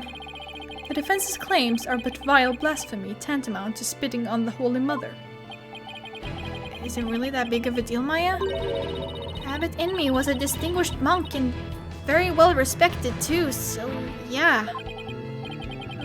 Please don't let this turn into an international incident. But fear not, good people of Kharine. The rantings of this putrid-brained lawyer who seeks to sully the soul of the deceased shall come to no avail once I conclude these last rites. His braid. I love it. The prosecution's assertion that the accused killed the victim remains unchanged. But the victim was stabbed in his abdomen. How is that possible when he had his back turned towards Miss Faye? Someone else must have killed him. Are you sure about that? You may have invalidated the seance, but do not let it go to your putrid head. The karmic flow of this trial is, as yet, still in my hands. How can he be so confident? Something has occurred to me, you see. And your allegations of a third party are but a deluded fantasy. And I shall prove that by calling a new witness to the stand. An eyewitness who will deliver a definitive answer that will dispel the defense's doubts. So you mean a third party? You mean a third party? Is that what you mean? Here we have an eyewitness who saw the entire thing, but there were no other people there at the scene of the crime. Well, then how the hell did he see? How is he an eyewitness? An eyewitness? Very well, let us call this eyewitness to the stand.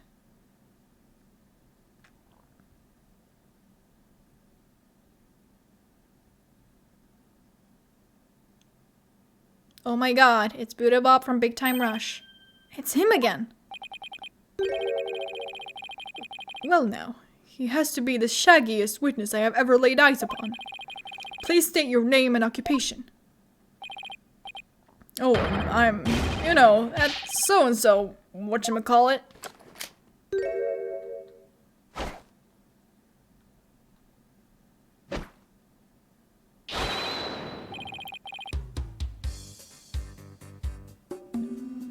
Anonymous. TBD, to be determined? At least that's what they've been calling me.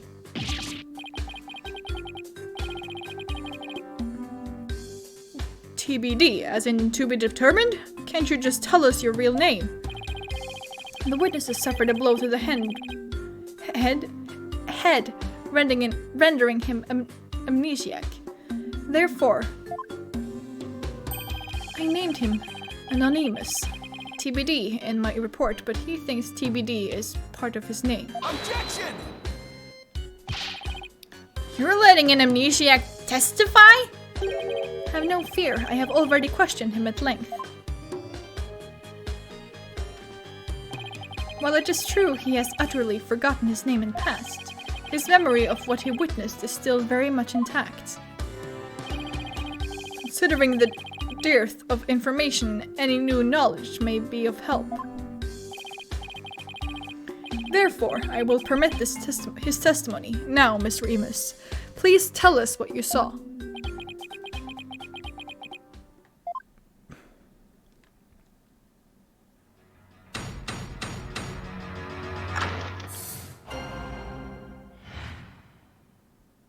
Night of the murder.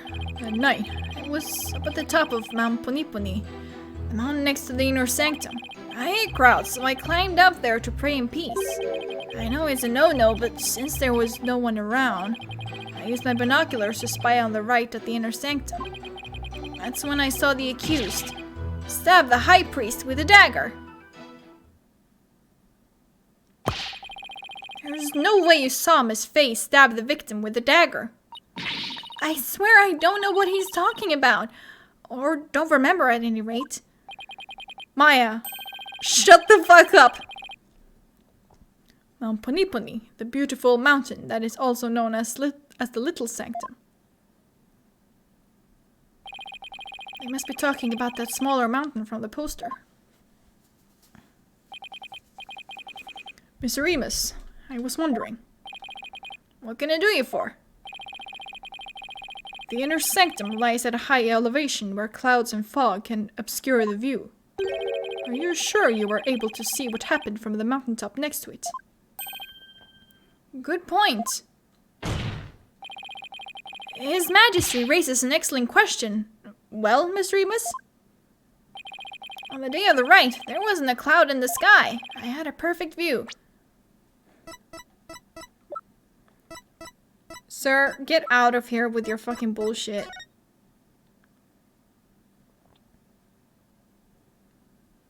Or are you gonna tell me that you can see through walls with those binoculars of yours too, huh? Sure you did. Sure you had a perfect view to the fucking wall. If you don't believe me, check the weather forecast in the paper that day. Nick, don't we have the newspaper for that day? Yeah, let's take a look. The area around the inner sanctum will enjoy calm, clear skies today. The warmer temperature will make for excellent prayer weather. Be warned, however, that we'll see a cold front move in overnight. It does say calm, clear skies, doesn't it? See? Told you so.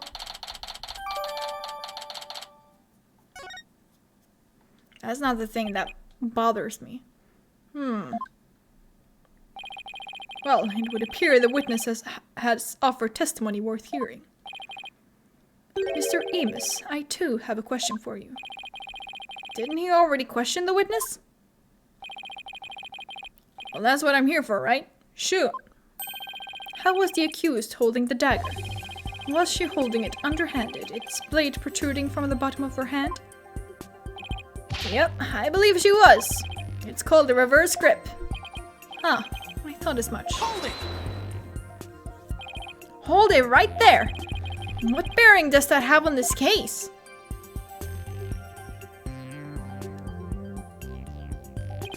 Cease your interruptions, you putrid-headed lawyer. Do you not see the significance in how the blade was held? Why don't you enlighten me, O enlightened one? Yes, mock him, please.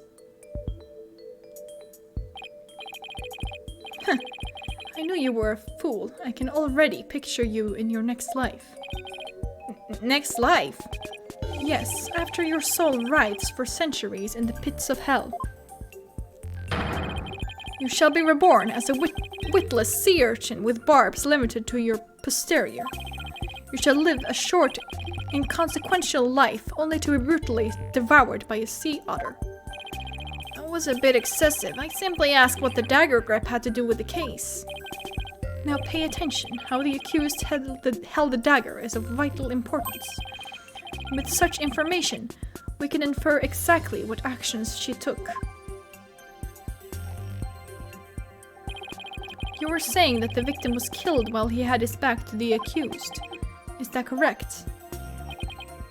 Yes. As such, the accused's dagger grip tells us something very important. The accused approached the victim from behind, swung her arms around him, and plunged the dagger deep into his abdomen using a reverse grip.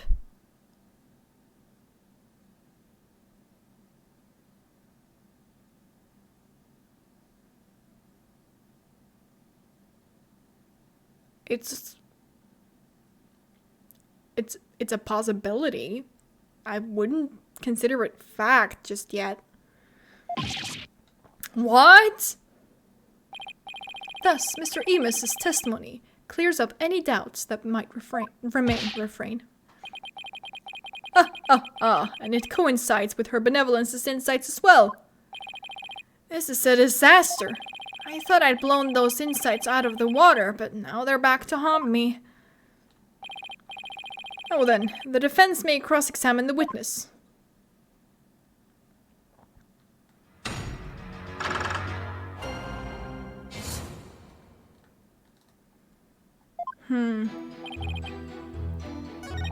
Any crowds, whatever. That's when the accused stabbed the priest with a dagger. Oh, let me press this. You really see what you say you did? Are you saying I'm lying about this? Well, I'm not. It's etched permanently in this old noggin. But I didn't do what you say I did. I didn't even get a chance to touch the dagger on the day of the rite. Check it for my fingerprints. What I know of that? All I know is what I saw. I've never even seen you before in my life. What possible reason could I have to lie? I didn't expect there to be any witnesses way up there. But I don't remember doing that at all.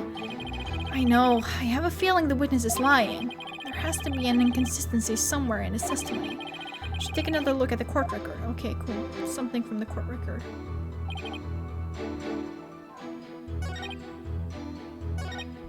Hold it!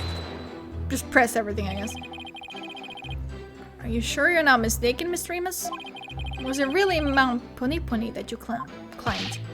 Well, I'm sure of it. It was a really punny-punny-ish mountain. What does that even mean? You know, now that I think about it, it was a mighty fine view.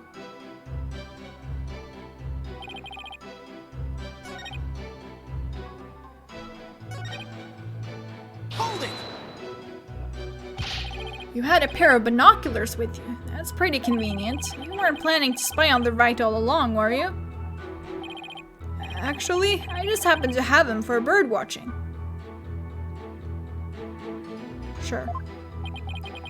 Bird watching, huh? I see. You're not going to keep pressing him on this? It's sketchy as heck, but I don't really have anything I can really sink my teeth into yet. Oh, okay then. Love the great outdoors. That's just the kind of guy I am. A guy called Anonymous. TBD. He's really starting to get on my nerves. As I looked through my binoculars, I couldn't believe what was unfolding before me. Okay. Anyways, here, and I believe we have like a wall, right? Yeah, ritual curtain. Your Majesty, I had my doubts about this bushy, bearded witness, but now I know we can't trust him. What? You ain't just judging me solely on my bodacious beard, are you? Not at all, Miss Remus. It's much more than your sketchy appearance. It's your sketchy testimony. It's testimony, you say? Yes, recall how the inner sanctum was that day. Specifically, that it was completely enclosed by the ritual curtain. Why, yes, I believe you're right. Yes, I am in fact right. I am always right. Even when I'm wrong, I'm right. I'm still right. The curtain would have completely blocked the witness's view from Mount Punipuni. Therefore, he couldn't possibly have seen the murder happen. hoo-ha? Mr. Remus, have you been knowingly making false statements to this court?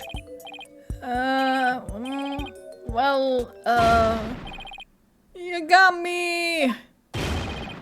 The witness will lower his voice. I didn't actually see the accused herself. He didn't actually see the accused herself? What's that supposed to mean? Let me set the record straight, I beg you. Sure.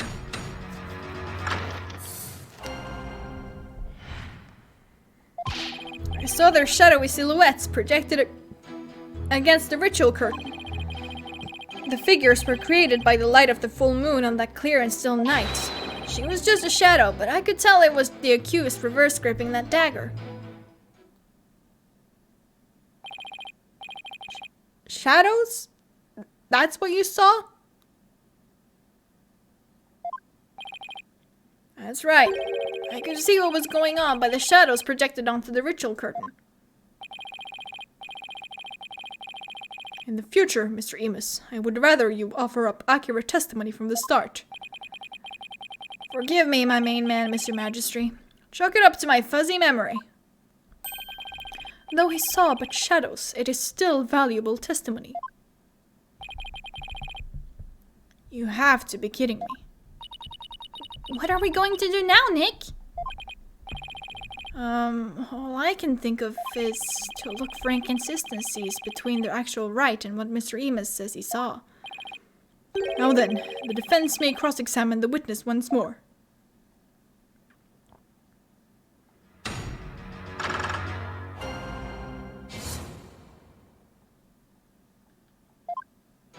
Okay.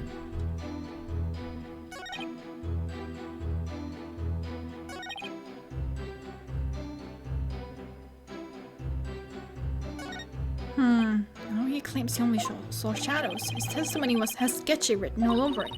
And there must be an inconsistency in there somewhere. Yep. Was he really watching everything from Mount Poniponi? If so, then I should see how his testimony lines up with the conditions of the Rite.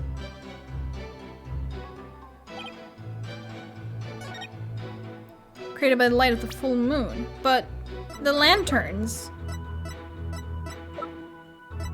Do I have any lanterns?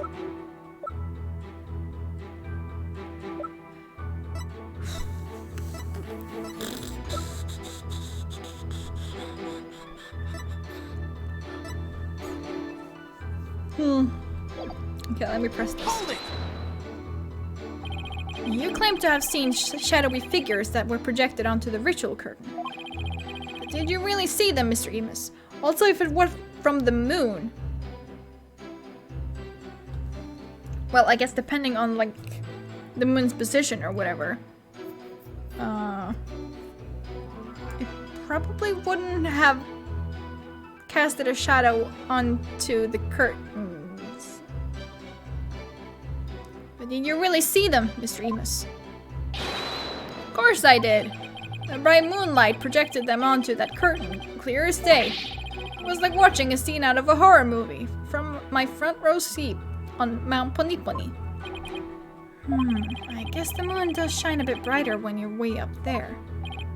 Maya, do you recall how bright the moon was that night? I remember there weren't any clouds and that the moon was definitely out, but I don't remember if it could cast any shadows. Okay, thanks. You can't deny that the moon was really bright, which means it's possible that it was bright enough to cause shadows to appear. Remember it just like it happened. Sure you do. Hold it! Hang on.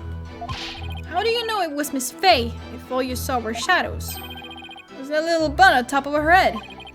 Didn't need to see her face. That distinctive bob's a dead giveaway. Never underestimate my keen sense of observation. Oh, that one's funny. That's one funny haircut. It's not nice to make fun of a girl's hairstyle. I like my hair this way. Besides, you're one to talk, you Sasquatch. You're not into this wild manly look I'm sporting? Show us what you know, little girl. Nick, isn't there some kind of a crime you can charge him with? I'm afraid it doesn't work that way. Nobody claims he only saw shadows like equalness.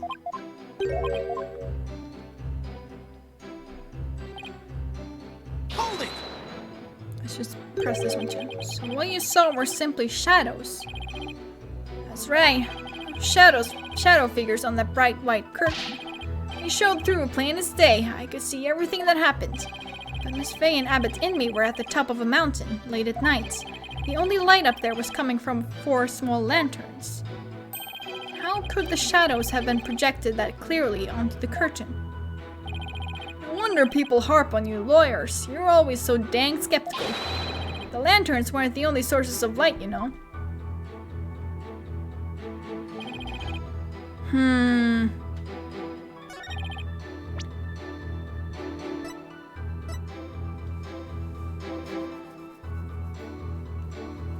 Hold on, let me just save here again.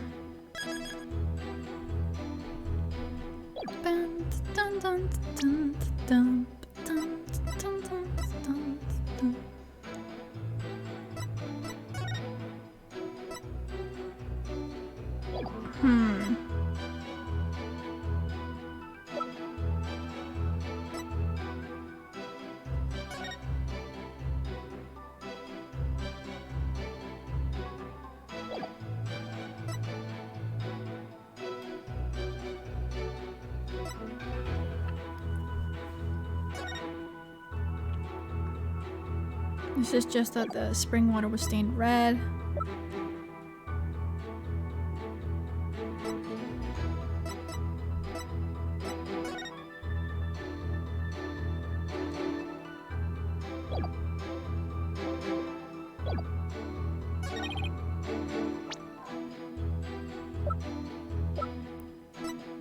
Is it just... Objection! Nope, it's not that.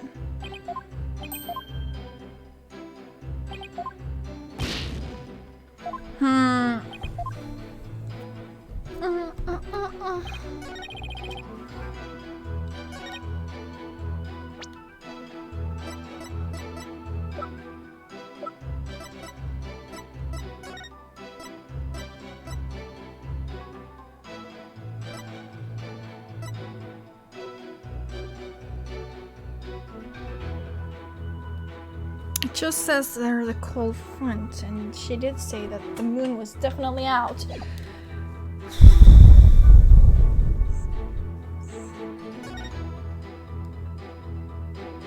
By bladed weapon, appears to have picked a warpath dagger. And then it's about these marks that doesn't.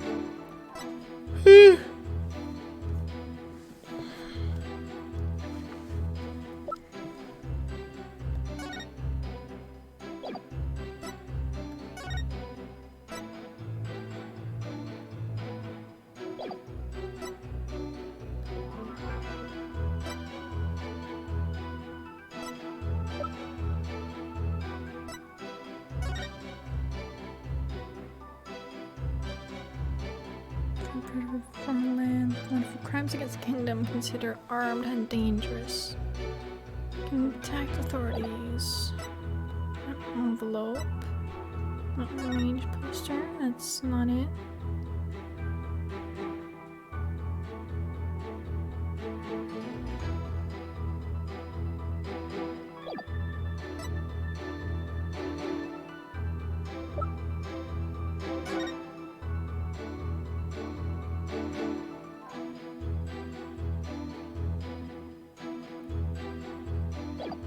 This?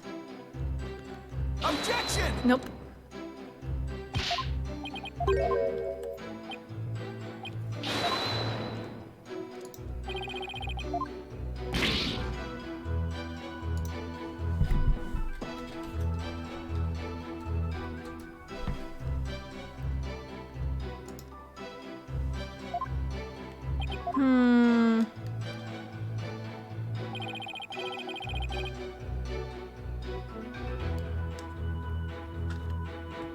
Okay, fine.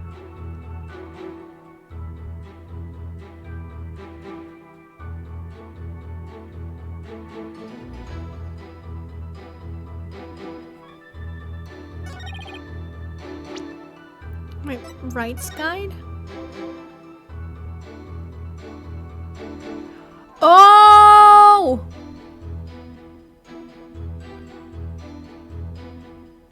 So the moon was over Mount Poniponi.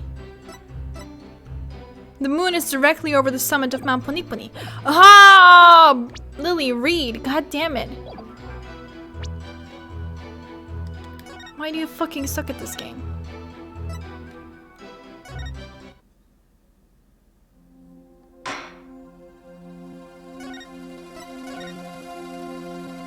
Okay, now we know anyway.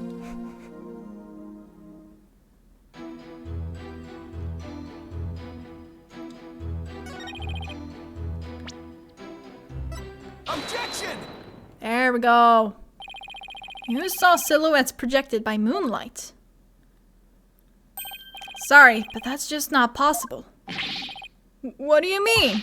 How is it not possible that it was totally possible? That's impossible. I think I'm going to need a logical Lee's translation on that. Let's take a look at this Rite's guide, shall we, Mr. Remus? Okay, we still have a bit left.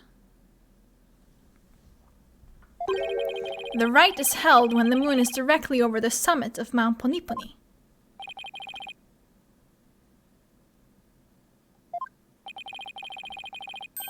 So, if the moon was shining from the west, any shadows would have been cast eastward. But Mr. Remus was standing to the west of the inner sanctum on Mount Poniponi. Oh, Holy Mother! That's right. Our witness here couldn't have seen any shadowy figures on that curtain. No way! Oh my god. It's Michael Jackson! Holy shit! Michael Jackson in Ace Attorney? Oh my god! Perhaps it was the secret flames of the lanterns that cast the shadows he saw. I'm afraid not. I inspected them during my investigation, but the flames were too small to cast the crisp, distinct figures Mr. Remus claims to have seen. But I did see those silhouettes, really. But how could he, Nick? Maybe it was someplace where they were visible. Wait, don't tell me. Your Majesty, if Mr. Remus really did see those shadows, it brings a brand new fact to light. And that would be... the brand new fact that comes to light if Mr. Remus really did see those shadows is... he was somewhere else. He wasn't where he claimed to be at the time of the murder.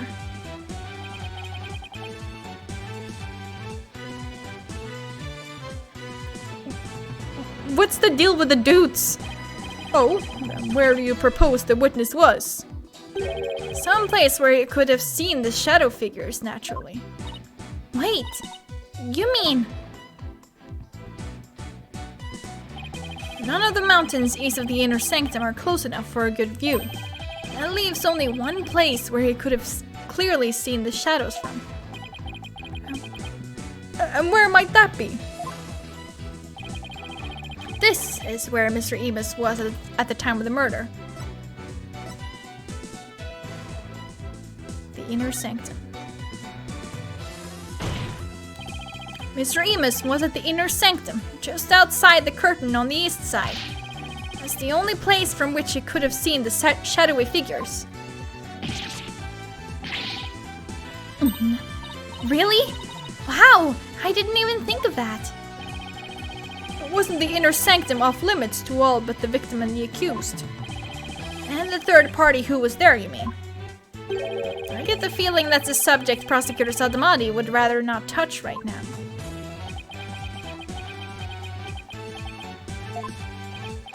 Oh, you mean? That's right.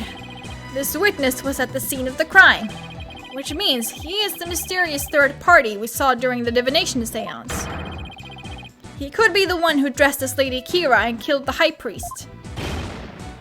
Googie? What? Objection! No one but the true participants were allowed anywhere near the inner sanctum, and the only way up there are the stairs that start down at the Plaza of Devotion. So tell me, how do you propose the witness enter that sacred space? Oh, he must have, I haven't thought that far ahead. The sanctum has sheer cliffs on 3 sides and a steep towering rock face on the other. No one could have made it there by climbing the faces of those cliffs. His Majesty speaks true. I would know. I have tried. To say... Damn it! To say Mr. Eames was at such an inaccessible location is but a bid to tarnish his credibility.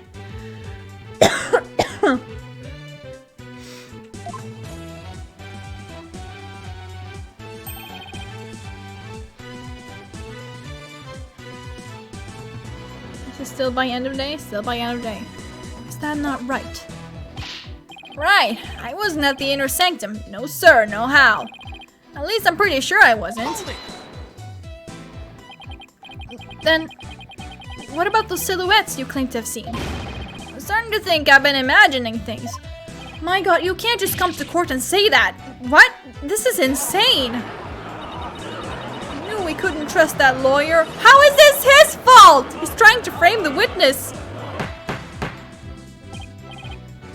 How is it his fault that the fucking witness is lying? My god! Peace! Peace, I say. This is impossible. Unless I can show how he got to the inner sanctum. It just looks like I'm trying to slander Mr. Remus. I believe in you, Nick.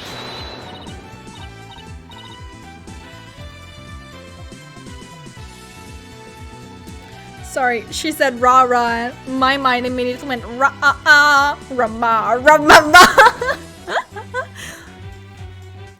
Rah rah sis boom ba! Fight fight Phoenix Wright! Just look at the accused. Has she no shame? What's your problem, lady? Phoenix Wright is very trustworthy, I'll have you know. She's got some nerve for a criminal. I bet that lawyer poisoned her mind. Please, Maya, you're only making it worse. I appreciate the vote of confidence, but it's probably best to keep it to yourself for now. I would advise the defense to think carefully before making any more sudden outbursts. Yes, Your Majesty. If I wasn't the bad guy before, I definitely am now. Now, Mr. Eames, I would like you to think back carefully before you testify next about where you were that night.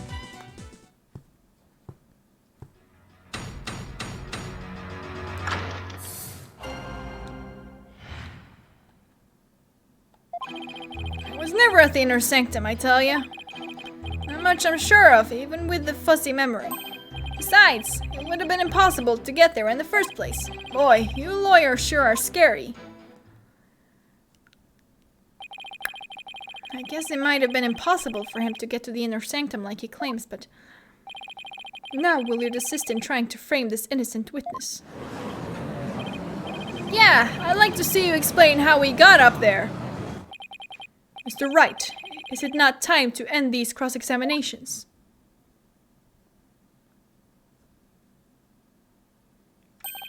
A moment of desperation leads to 100 million years of torments. It means that for each moment a sinner spends struggling to deny their sins, 100 million years of torment are added to their time in hell. Quirianism is the strictest religion ever. And just so you know, you've already accrued 200 million extra years. Plus the 500 million years they started with, that's 700 million years of torment. Sure, what's another 200 million, give or take? Well, it's a big deal to me. I'm super ticklish. I can't keep saying that the witness was there at the inner sanctum if I can't prove it. The problem is, how am I going to do that?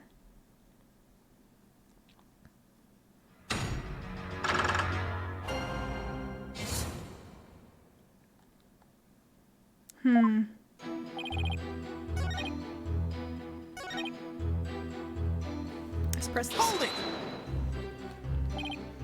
I wonder if it really was impossible for you to get to the inner sanctum. If you have something to say, just say it. Couldn't there have been another way to get there? A way that wouldn't attract attention? No, there isn't. Which means there is. Perhaps the defense would share its theory with us. I don't even have a wild guess, let alone a theory, though. Time to reach into my bag of bluffs. To reach the inner sanctum without attracting any attention, he fell from the sky. Maybe he fell from the sky. The lawyer thinks he's a comedian now. I was wondering what crazy theory you would propose next. Well, defense, let's hear it. Mr. Amos could have, parachuted down. We already know the weather was clear and there was no wind to speak of. Perfect weather for skydiving, I'd say.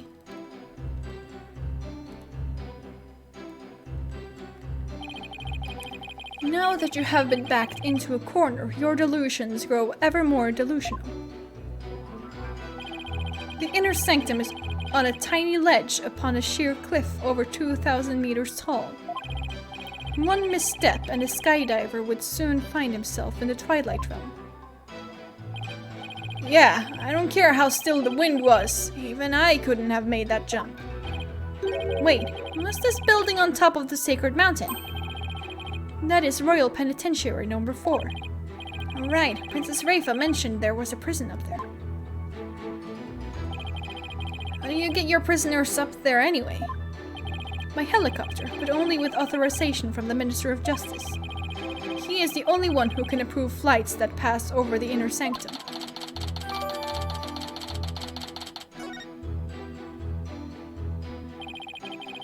Might I also add, defense, that no parachute or any other equipment necessary for skydiving have been found. Are you saying I flew down there by flapping my arms? I may be an incredible dude, but even I'm not capable of that. Aww, well, please add that statement to your testimony, Mr. Amos. It's not like I can fly through the air either. What about this? Objection! Yes! Hell yeah! Mr. Amos is right. He couldn't have skydived down from there without any gear. Well now, finally come around, have ya? Now you see that I couldn't have possibly been there at the inner sanctum. Right. If you didn't have any gear, that is. What on earth are you talking about? That overreaction is a dead giveaway that I'm on the right track. Take a look at this piece of evidence. Those are prayer flags, are they not?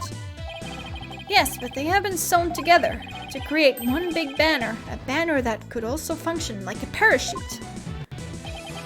Polkunka. The people of Kurine are so used to seeing prayer flags that the police didn't even think twice about these flags during their investigation. No, this cannot be. The witness landed at the inner sanctum by using these prayer flags as a parachute. Is that not right, Mr. Amos? There's no way out. I'm surrounded. Mr. Amos? All this talk's jogged my memory. I guess I was there at the inner sanctum after all. Sure.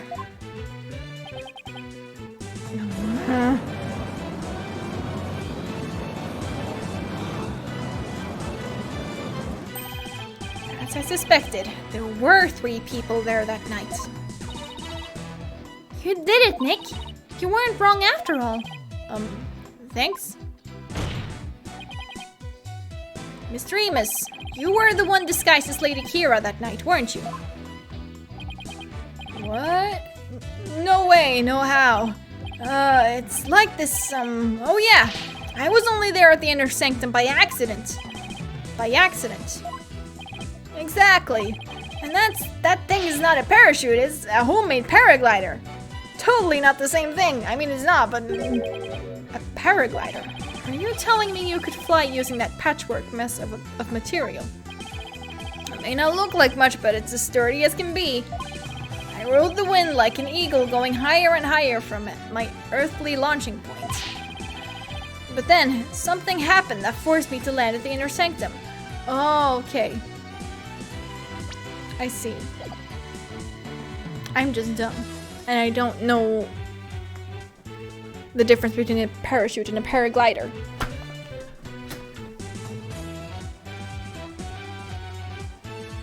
paraglider, those you have more control with those, right? Like a parachute only gets you like down. You know, like you can only like count on the wind. But with a paraglider, right? Something like that anyway.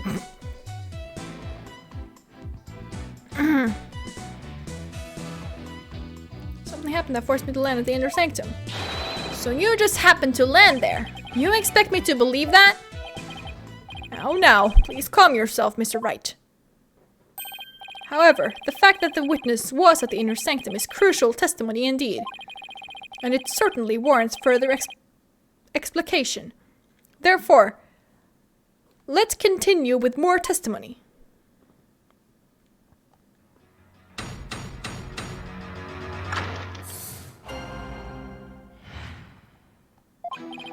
That evening, I was enjoying a trek through the night sky with my homemade paraglider.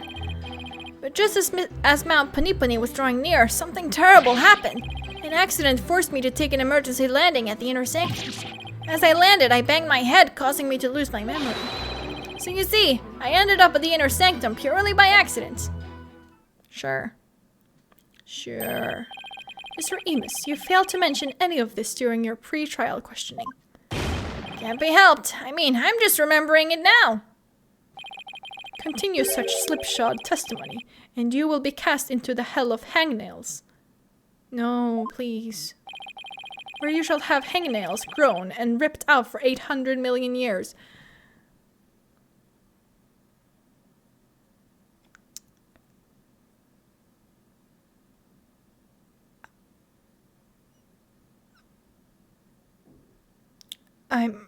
Okay. I think I'll pass on that. Looks like that caught Prosecutor Satamadi off guard. This is my chance to rip his case to shreds.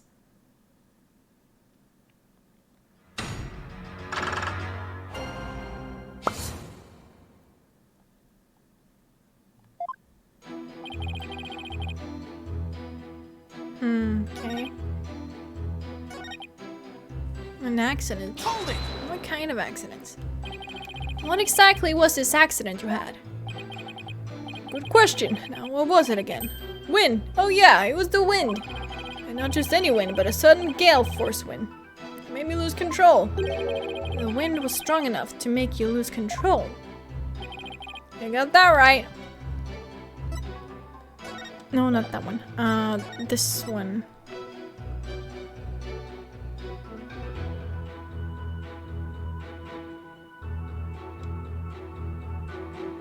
Cold front. Okay then, please add that to your testimony.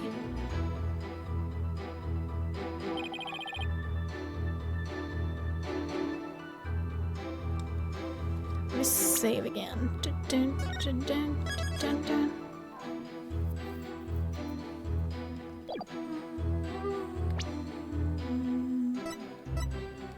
Objection! Oh, it was that. Cool.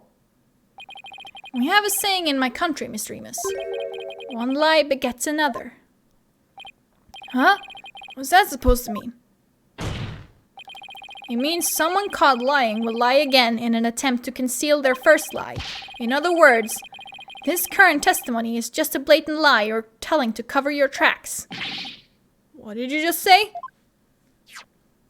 You claimed gale force winds caused you to lose control, but this newspaper has the weather report for the day of the murder. It says, the area around the inner sanctum will enjoy calm, clear skies today. Burgunga!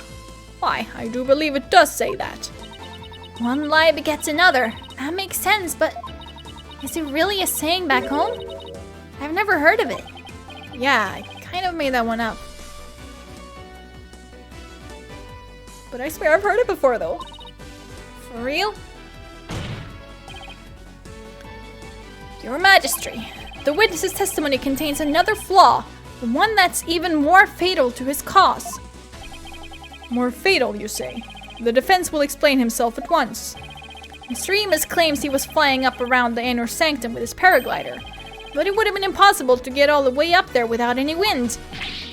Why, yes, I believe you're right. But we know the witness was at the inner sanctum, so... Mr. Amos, how did you get there? And from where?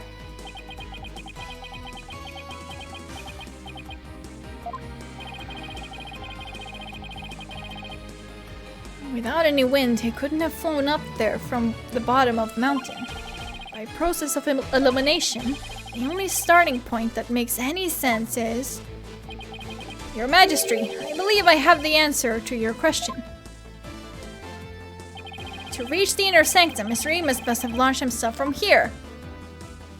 Woo! Are you insane? That's where he came from? If he couldn't have come from below, the only other option is from above. So you see, Anonymous came down from Royal Penitentiary number 4. From there, he could have easily reached the inner sanctum by parachute. And that means he might have also killed the High Priest. What? Mr. Amos, were you the third party at the inner sanctum? And the one behind the warning to halt the rite that the victim received? Was it you we saw in his final memory? Are you the rebel hunter, Lady Kira?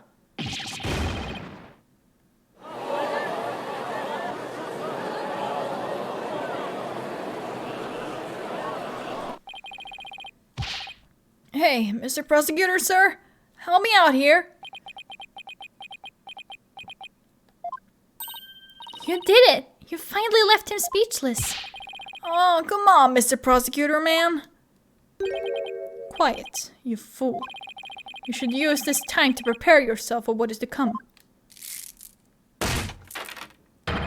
For a fate far worse than hangnail hell awaits you now.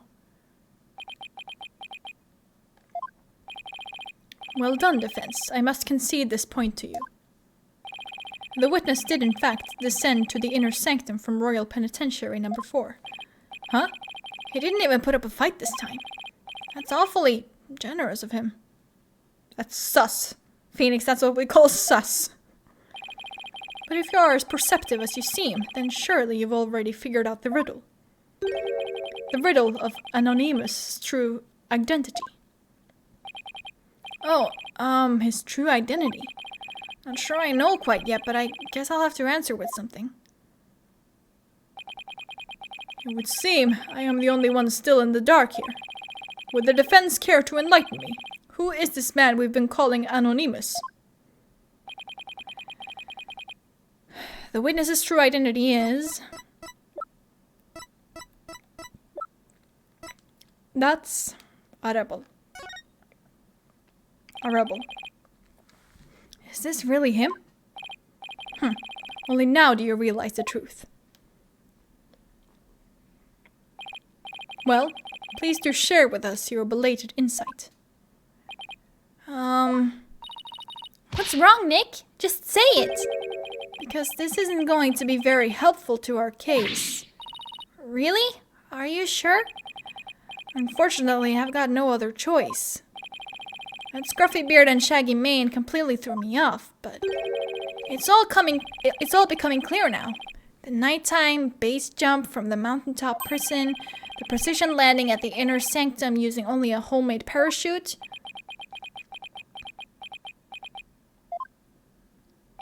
Only a paratrooper, or more precisely, a former paratrooper could have pulled that off. This witness that's a rebel. Prison escapee and key member of Dirk's rebel group.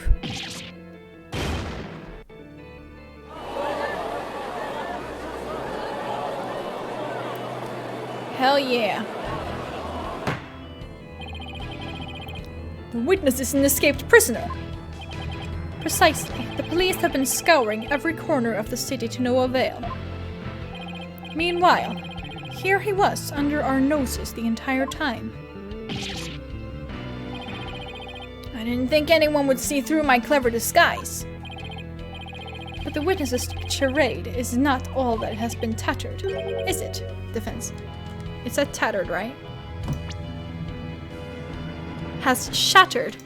Well, close enough. Boy, do I hate this guy.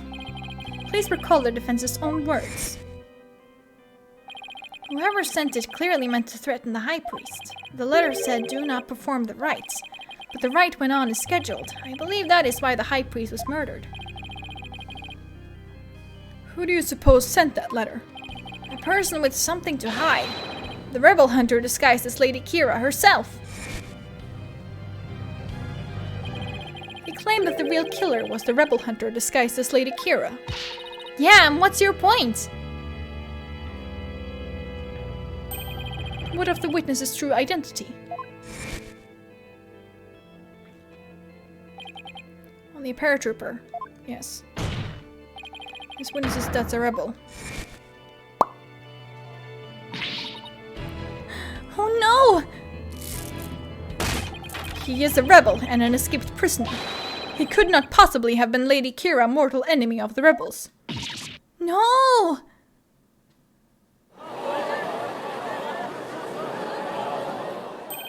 Now, perhaps the witness will enlighten us to the truth. After all, he has yet to refute any of this. You got me. And the razor-sharp fangs of the defiant dragons.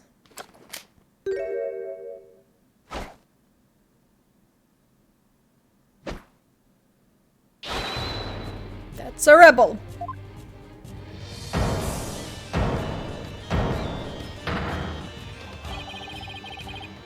When did you get your memory back? Oh, around the time you guys were talking about there being no wind.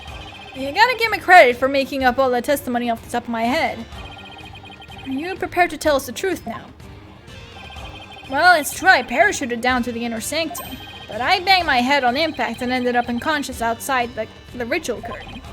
In short, all my eyewitness testimony was a big fat lie. A big fat lie? Oh, and by the way, long time no see, Yuri. Wait, they know each other? Your Majesty. This filthy rebel belongs in the jail cell. Oh, yes, of course.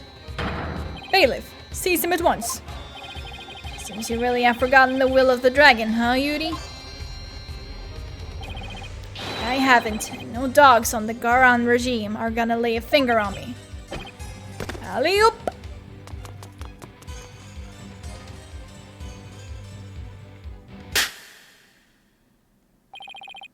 Deploy all available resources. I want all units placed on high alert.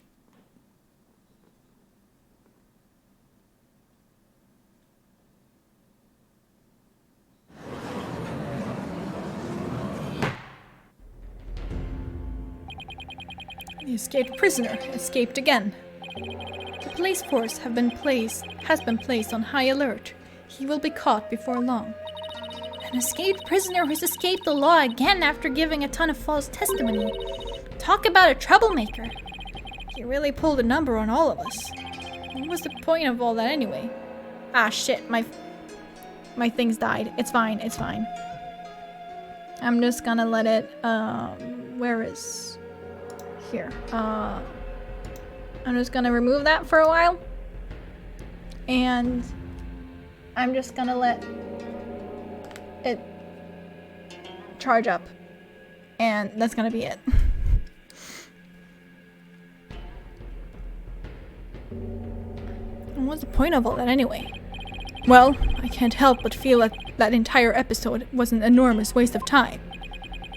Your Majesty, perhaps it was not as great of a waste as you might believe.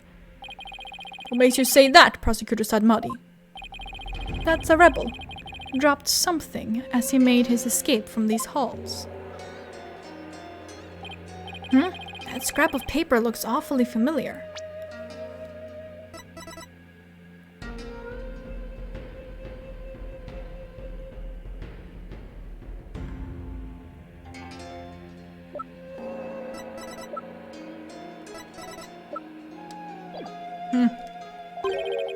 These appear to be direct orders from Dirk. From Dirk, the rebel leader. Oh, but we only have a small corner of it. Wait, I remember now. Your Majesty, I've seen that scrap of paper before. You have? The scrap of paper that's a rebel dropped is a part of this. It must be this. Take that! And this is? I found it at the scene of the crime. It appears to be a copy of the order that our rebel dropped. If we put the two together, we should be able to read what the order says.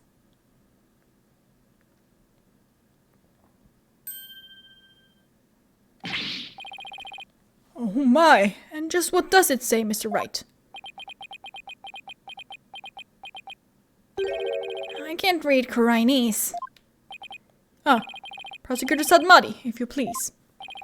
The ignorant lawyer has not bothered to learn our language. Very well then. You're kidding, right?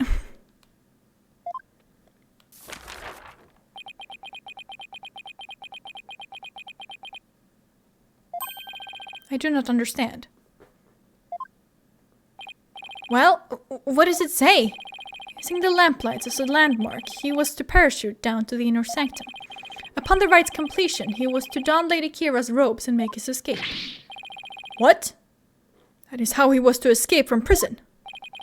So if I were to assume that Mr. Arrebel was the one who killed the High Priest, then maybe it was because Abbot's inmate tried to thwart his escape plan. Oh, foul lawyer, I'm afraid that is simply ludicrous. Huh? But I didn't say anything. Did I just read my mind? I know how your putrid mind works. Unfortunately for you, however, now that the rebel's escape plan has been revealed, it is clear that that's a rebel. Is not the High Priest's killer. How can you be so sure?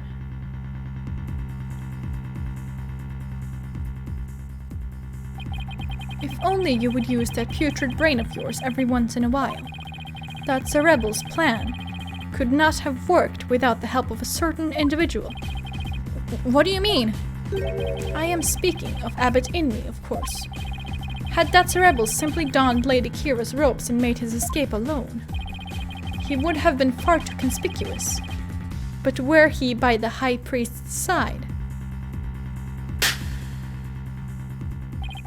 the faithful citizens praying in the plaza would have had no cause to suspect anything. It is therefore unthinkable that Datsarebel was the High Priest's killer. Ah! So then, you're saying the High Priest was a... Oh, I cannot bear to say it. I am afraid it is so. He numbered among the rebels who threaten our kingdom. How could this be? The High Priest? A rebel? There must be some kind of mistake. Let it go and move on. Accept the truth. It is the only way. And that goes double for you, defense. Cease your futile battle now. And why should I? Because I will now put the final nail in the coffin of the accused. Now that we have eliminated Datsarebel from our list of suspects, there is only one person that still remains. The accused, Maya Fey. Hold it! Hold it right there! Aren't you forgetting something important? Something important. Please do explain, defense. We can't end this trial without looking into The third party? I'm talking about the true identity of the Lady Kira we saw in the seance vision. If that wasn't Datsarebel, then who was it? Objection!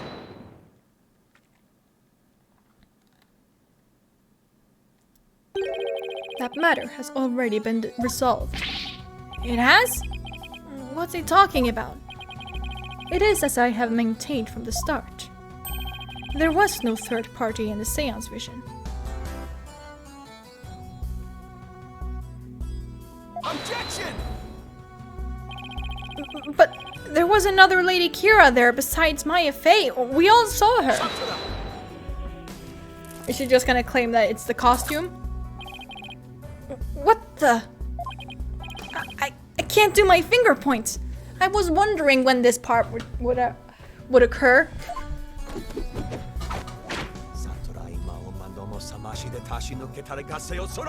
Yes! You tell him, bestie! Yeah! It is time to let it go and move on. Your fate has already been sealed, much like your arm. This hardly seems fair. It is quite simple once you consider where the victim and the accused were at the time. If the victim was near the spring with his back to the accused, what would he see ahead?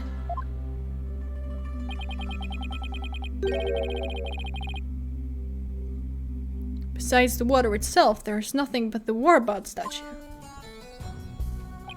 Precisely. The Lady Kira we saw in the seance is the Warbot statue draped in her sacred robes. No way! The accused wanted the false Lady Kira to appear in the seance vision. Before she came from behind and stabbed the victim with the dagger in reverse grip. But did you find her fingerprints? On the dagger. Why? Do you have any proof of this accusation?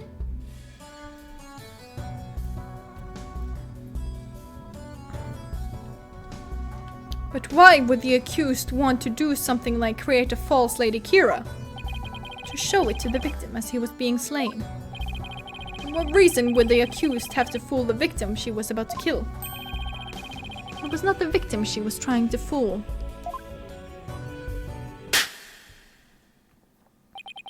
It was this very court itself. Come again? Suspicion would not fall on the accused if it looked as if another Lady Kira was there. And the defense was foolish enough to fall for it and claim it was a third party in disguise. Are you saying? I am. It was all a cleverly wicked scheme perpetrated by the accused. A scheme in which she sought to use the seance vision to mislead us.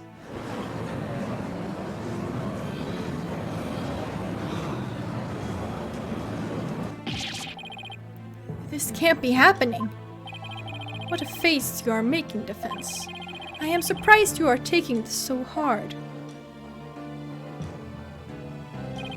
After all, did I not clearly state a while back that you were chasing after naught but a deluded fantasy? Something has occurred to me, see? Your allegations of a third party are but a deluded fantasy. Okay, cool. You're telling me he knew this is how it would turn out all the way back then? And that he was just waiting for the most effective moment to spring it on me? Do you understand now? I have had you dancing in the palm of my hand this entire time. It can't be! This is an outrage.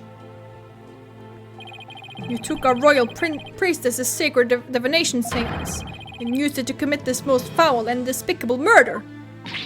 No, I did nothing of the sort. Maya. Nick, it's not true. I didn't. Objection. Cease this ugly display. Your fate is sealed now that the facts have been exposed. Your Majesty, the time has come to convict this criminal who only seeks to taint the sacred hall. Indeed, it seems this trial is over. Hold it! Does the defense wish to offer up yet another counter-argument or something? The accused is not the killer. And, here's why. Now, what do? I got nothing. It would appear that the defense has run out of arguments to make. I thought for sure that rebel was the killer. The only person with a possible motive, the one dressed as Lady Kira, has vanished. And I've got nothing to use against Prosecutor Sadmadi's argument. Damn it, I can't lose now. Not like this. Very well then, I shall now render my verdict. Wait! Please, wait! I am begging you! It is time to let it go and move on. This trial need not be drawn out any longer. The defense has failed to counter the charge filed by the prosecution. In accordance with the law, I invoke the Defense Culpability Act against the defense. Now then, this court finds the accused, Maya Fey, and the defense, Phoenix Wright. Ah, shit, we fucking failed.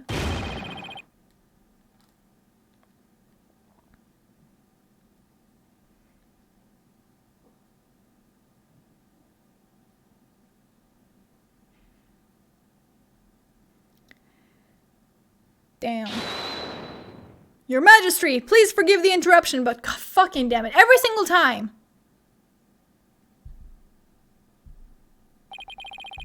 What is the meaning of this? A body has been found. What is this, Danganronpa? A body has been discovered. In the Plaza of Devotion, Your Majesty. What's this? A body? What happened now? And we found this sticking out of the victim. Why, that's Lady Kira's warbot dagger. Lady Kira, she has returned from the Twilight Realm once more. She has come to defeat the rebels. Peace! Well, it would seem the dagger that was once lost has now been found. I have one more thing to report, Prosecutor Sadmadi. Yes? This dagger. Fuck! It bears the fingerprints of Maya Fey on it. God damn it. Yeah, but where? And how? In what orientation? What? But, why would Maya's prints be on it? I cannot believe it, yet it must be true. Is something the matter, Prosecutor Sadmadi? This trial has run its course, and the accused's guilt has been firmly established. However, it would seem the defense was right about one thing. I was? You claim that the murder at the inner sanctum had been carried out by the rebel hunter masquerading as Lady Kira. I did say something to that effect, but what of it? Prosecutor Sadmadi, are you suggesting what I think you are? I believe the true identity of the rebel hunter who has been masquerading as Lady Kira is none other than the accused, Miss Maya Fey. What? Me? What?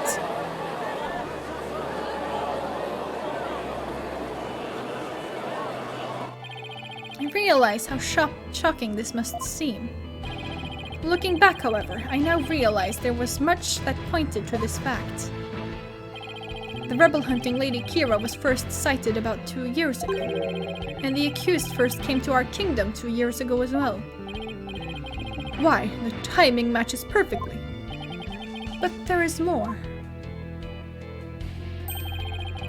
That warning letter was found in the High Priest's bedroom 3 days before the rite. Despite his house being locked up tight that night. Objection! How does that prove anything? Objection! It is difficult to believe an intruder could have found a way to enter such a secure house. However, the accused was known to come and go freely there. Mainly to prepare for the purification rite. Ah.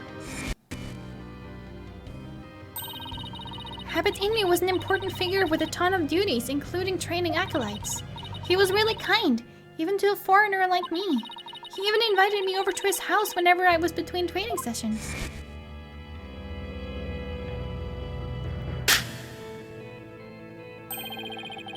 The accused could have easily left the house unlocked for herself without anyone noticing. No!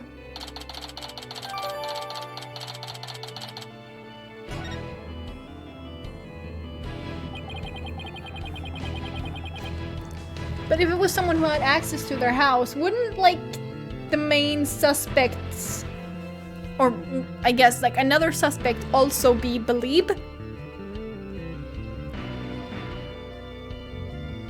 Like, I'm just saying, I don't remember much of this game, unfortunately, or fortunately. Depends on how you look at it.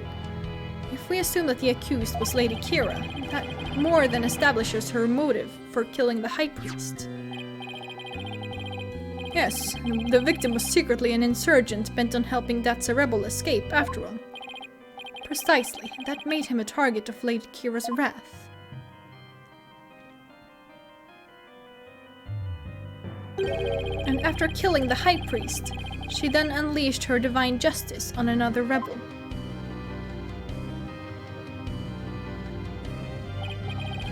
So, it seems the scope of this case has expanded. We now have 2 murders perpetrated by Miss Maya Fey, masquerading as Lady Kira.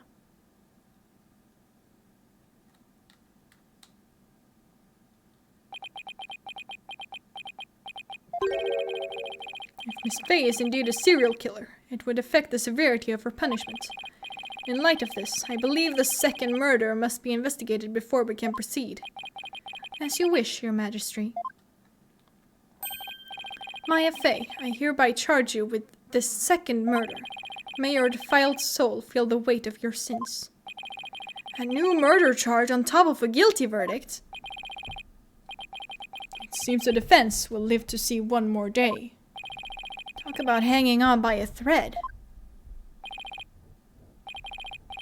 Come tomorrow. Come tomorrow, a far more terrible punishment awaits you. Hereby suspend these proceedings so that the second murder may be investigated. Until the conclusion of this new investigation, this court is adjourned.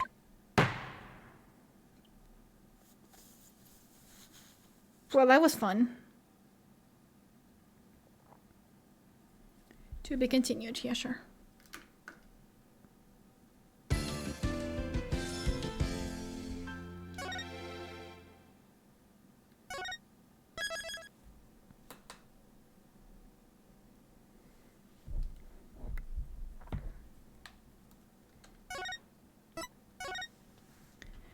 Ha! Okay. Cool. My god.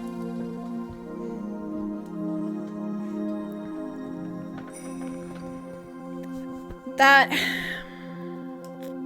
God damn it, Maya, again? Even when she's not fucking present.